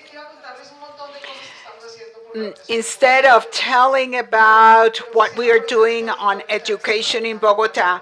I would like to share some reflections about our challenges. Everything we just heard about mental health problems that have increased significantly as a result of the pandemic and many other factors, such as digital use and many other factors that were pre-pandemic. They are an extraordinary challenge. We are living through a moment which is only comparable to what the generation that experienced the 2029 crisis experienced, the rupture of democratic systems, the second civil war, and the post-war. We are living through similar challenges, and I am sure that the mental health challenges of the Second World War and the post-war were no different from what we face today. However, the world was able to recover, to move forward, to create an extraordinary technological and scientific innovation which lasted several decades. So I don't think that we are less prepared or equipped today, almost 80 years later, to face a global and human challenge of this nature. The truth is that despite all the difficulties we have recently experienced, I am very optimistic because I know that the huge challenges we have lived through, the pandemic tragedy, the risk of dying from the pandemic, mental health, emotional problems, bankruptcy, poverty, social outbreaks, and a very tense situation in our policy and politics, all of that generates stress. But at least in the case of Colombia, this is also the difficult and painful and sometimes violent step for necessary structural changes so that the Colombian society can improve. We have to go through instability and getting out of our comfort zones. So, and probably, and I say this very openly, I don't know whether without the pandemic and all its problems, it would have been possible to have a government of change in Colombia, a leftist government. It took us almost 80 or 100 years to accomplish, to overcome problems which are difficult. We can no longer continue to claim that Colombia is one of the most unequal and unfair social countries in the world, and all of that. Despite all of these, this process of pain and rupture and change brings about negative consequences, but also extraordinary opportunities. Let me give you just 3 data of things that are happening right now in Bogota with taxes paid by the people in Bogota. And it's not because of a lack of resources. It's not of a lack of commitment to education. Bogota has had the good luck of having many progressive governments in the city. I am probably number 5. However, there were things that had not happened before, and the crisis of the pandemic forced us to adopt. With your taxes, we asked for 2.8 billion credit for the Bogota Metro, the underground system, which I think is a priority. In terms of education, we are devoting with your taxes 5.1 trillion pesos. So today, with the taxes paid by the Bogota people, we delivered in a year and a half to the 125,000 children of the 800,000 children of the public education system that we know come from poor families that don't have internet. We knew that they had no tablet. We knew that before the pandemic, 125,000 children, but that gap had not been closed. In 35 years, the mayor of Bogota had delivered 37,000 computers and tablets to children, but in a year and a half, we delivered 110,000. And this year, we just closed 100% the gap of the 125,000 children that had no tablets and no internet at home. So in a year and a half, we did what we hadn't done in 35 years. And let me give you a third information or data. With your taxes, Bogota, as any other mayor, is not competent in higher education. Higher education is the responsibility of the national government. We have here our Minister of Education, and that's his responsibility. The mayors are responsible for elementary education, for high school, and for middle education. But if Bogota does not help to develop a better university education system, is there a way to meet the expectations of our youth? I don't think so. So we decided to participate. We didn't make any legal changes. We didn't change the constitution or the law. We just signed an agreement with the Minister of Education, and we asked them to allow us to help. We wanted to help not just with money, with investment. Allow us to help in leading innovation, which is risky. It is risky. And it is to create a new agency of higher education, science, and technology, which we call Atenea, to administer one initial budget of 2.5 trillion pesos for that agency, almost the same amount we are devoting to the underground, to design a program which changes the offer of higher education, the demand of higher education in Bogota, and the match between supply and demand. Bogota has the privilege of having the best public and private universities in the country. Almost half of the higher education system is located in Bogota. So we do have a supply of good universities, and not very good because there are all kinds of universities. There are technical, technological universities, there are graduate programs, PhD programs, etc., and all prices as well. All price ranges.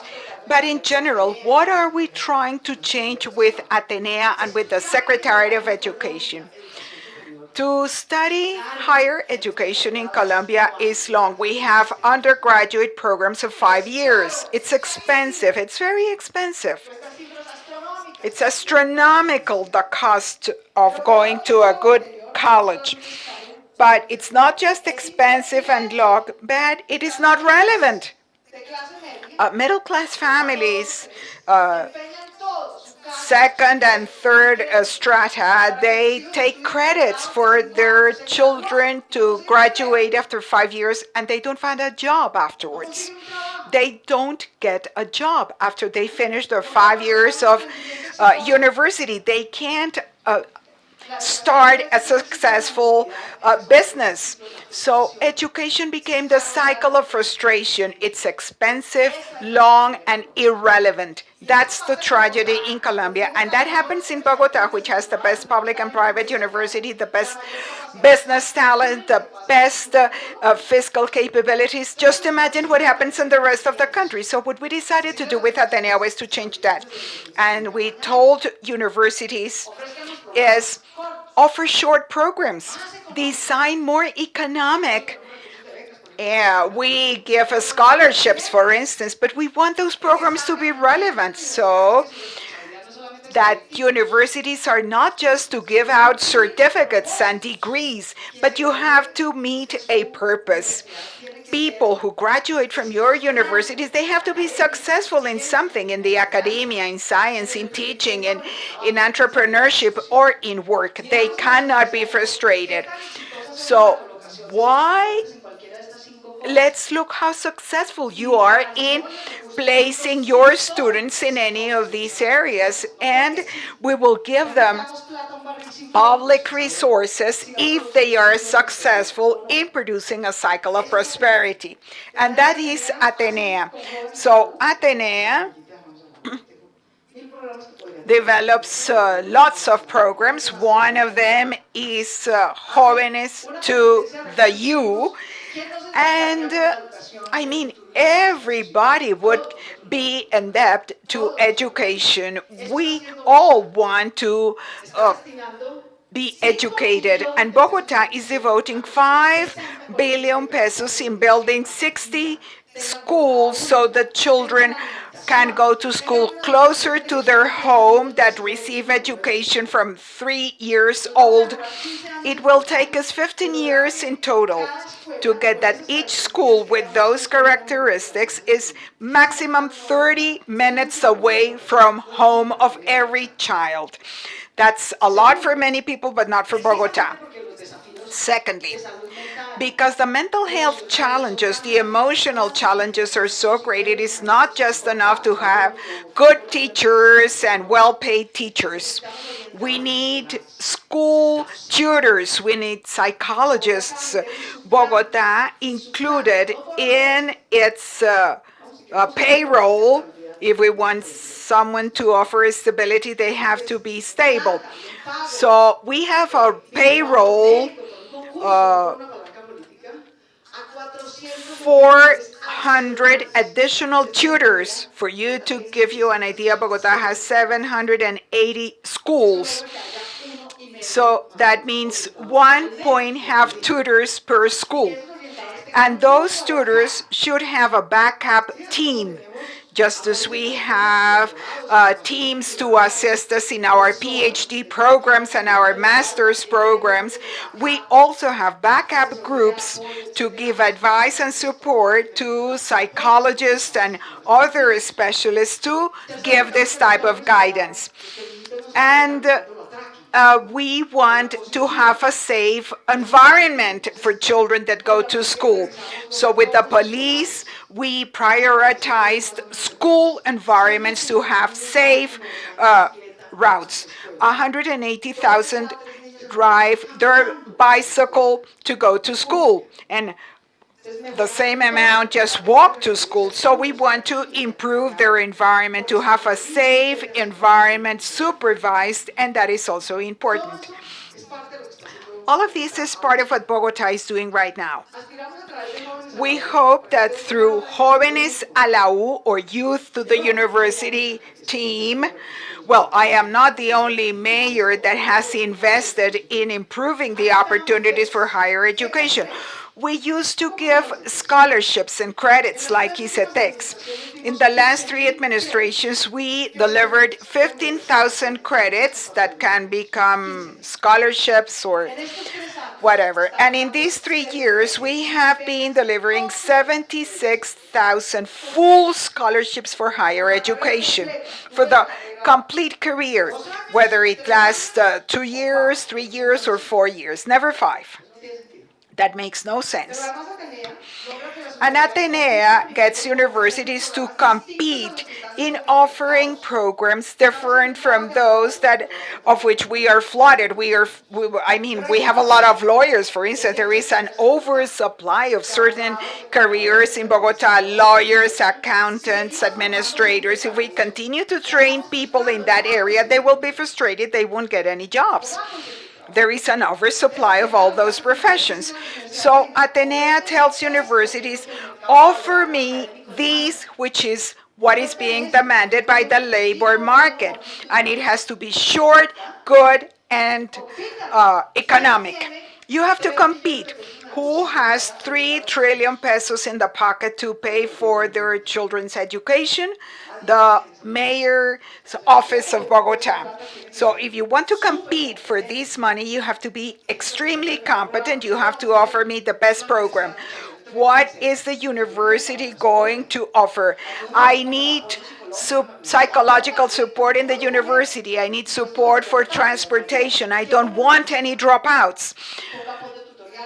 Give them tutors, psychological support, help them not to drop out during their careers. And at the end, they go to sciences or they have their own business or whatever. So we asked these universities to compete with credited programs, to compete for that money.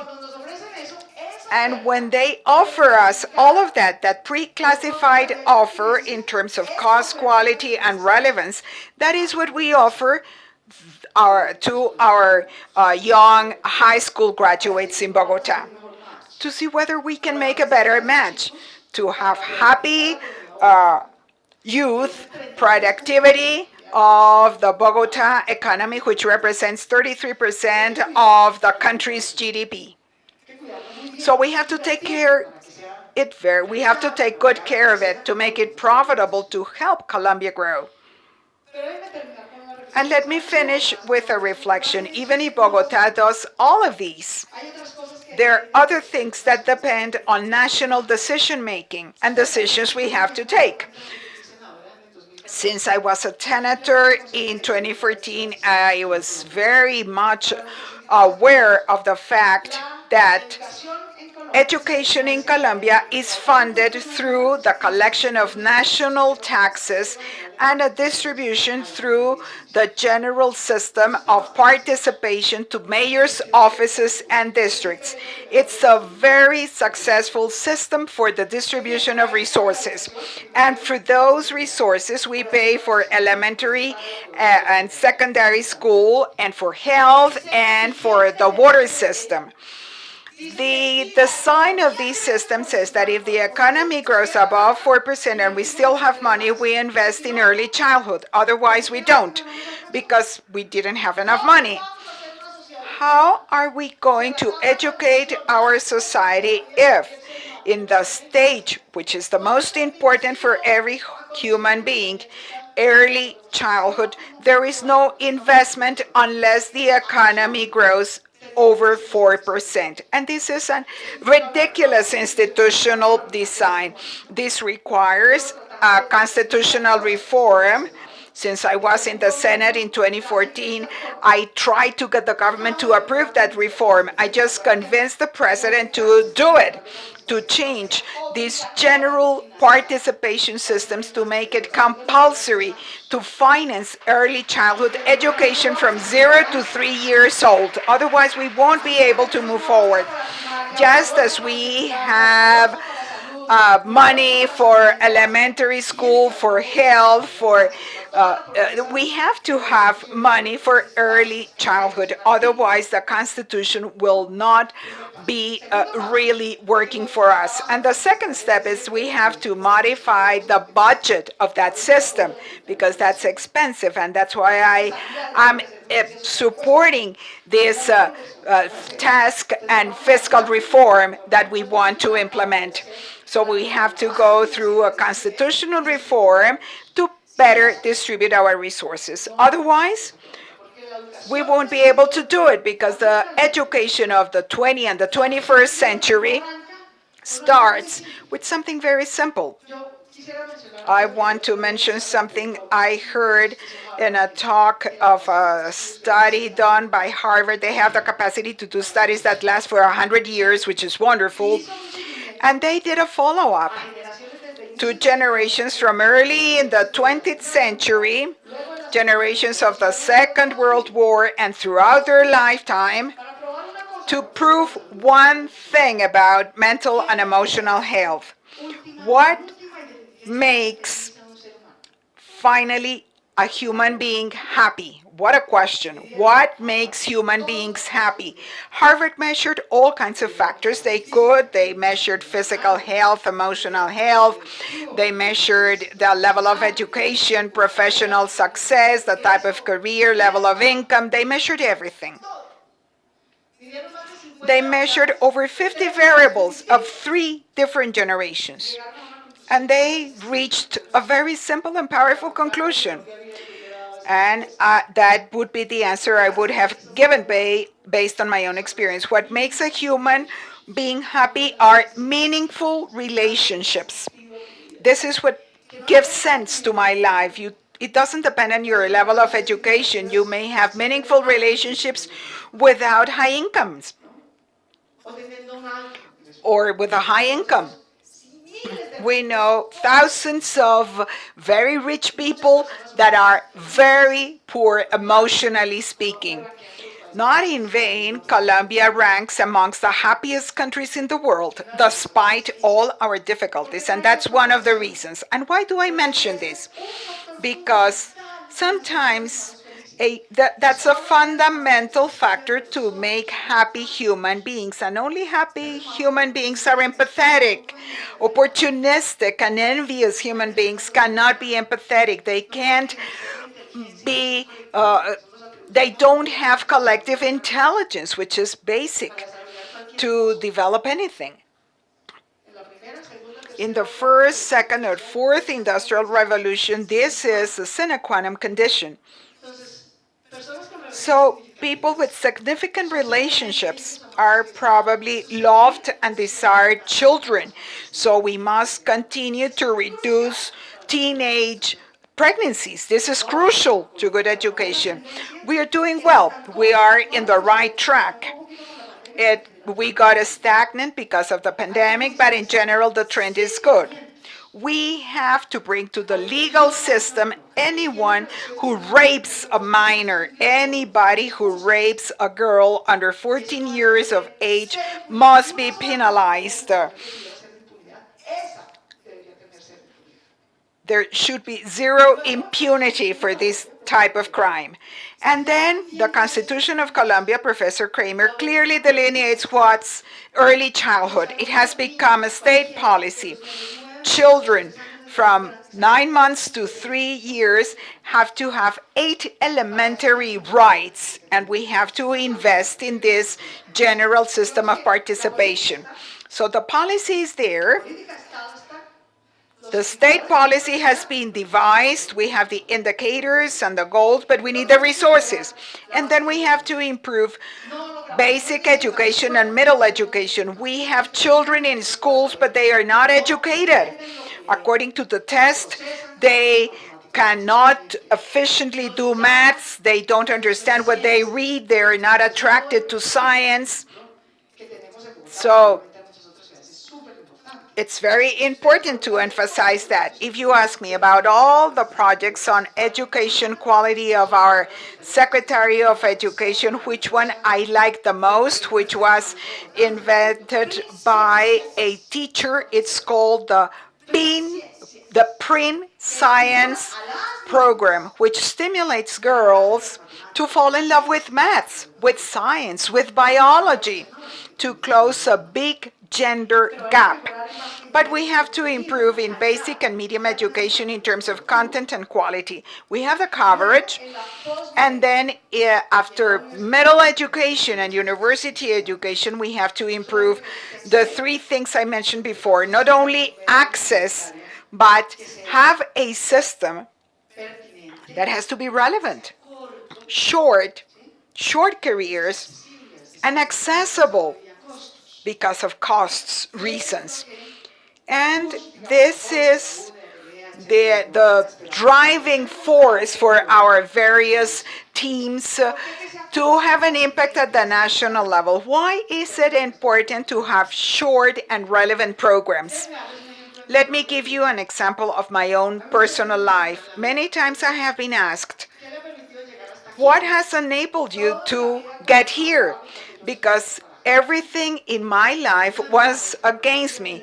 I am the daughter of a teacher. I am the eldest of 6 siblings. I am a lesbian, and the probability of a woman like me to become the mayor of Bogota was nil, but I made it. And the secret, everybody says, how did you do it? Well, I was able to do a doctorate program in Northwestern University, and I got my master's degree in Columbia University. I was blessed in terms of my opportunities.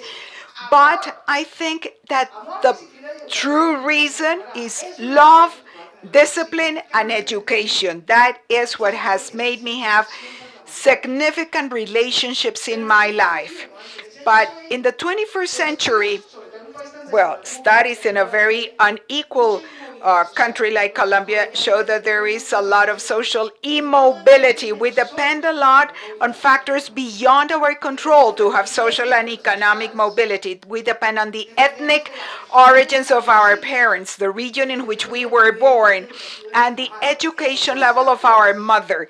Those 3 factors determine 70% of the opportunity to be successful in life for a Colombian. So I am here because I was lucky. I was born in Bogota and not in the rural areas. My mother is a mestizo woman. She's not indigenous or Afro. And my mother was the first woman in my family to go to a university. So we have to modify those 3 factors structurally to have social and economic mobility. But the 21st century will be different. We believe that we finish our high school, we do a 5-year career, then we specialize, then we work for 40 years in that area. One day we will retire, and that will be a happy ending. And we are still educating for that, and we have a labor system according to that belief. That is no longer applicable. What will happen in the 21st century is that education is not linear. We change, we relearn, we change professional circles, we change countries, we change language many times in our lives. My mother, for instance, my mother was the first woman in her family. I am 52. When she was 52, she already completed a university. She was trained as a teacher. She had 4 jobs. One of them was being a teacher, and she retired being a teacher, and now she's 72 years old. My life, I am the eldest of my 6 siblings.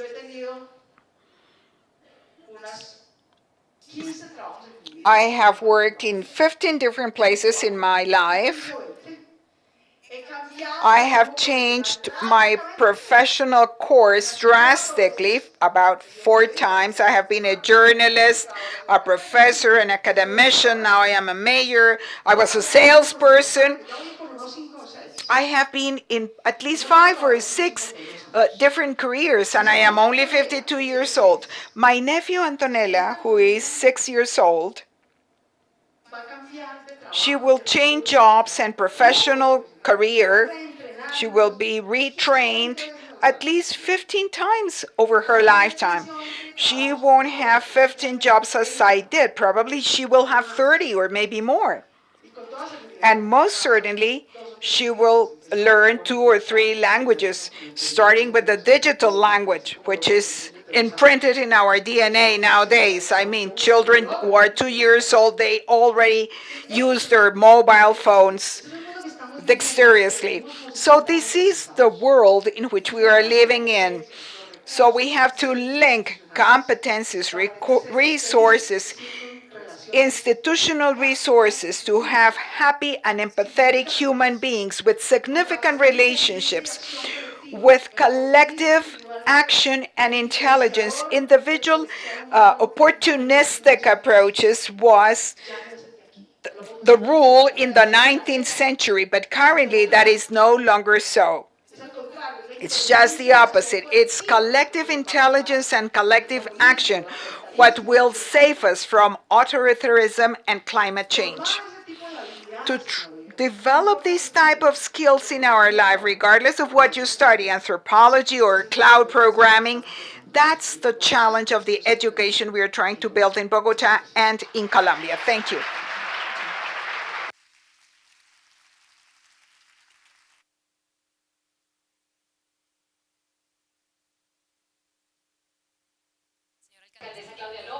Mayor Claudia Lopez, thank you very much for your participation. To the speakers, the participants, and of course to each and every one of you that accompanied us today, thank you for attending. Tomorrow we will continue with our event in Barranquilla, where we will talk about the importance of creating public policy based on evidence and promoting research as a tool for decision making. If you want to re-experience this day, you can find the transmission at El Espectador channel. For more information on Fundación Santo Domingo and Harvard, you can go to www.fundacionsantodomingo.org. Follow us on social network. You can go to @GarvardCID. And thank you all, and have a good afternoon.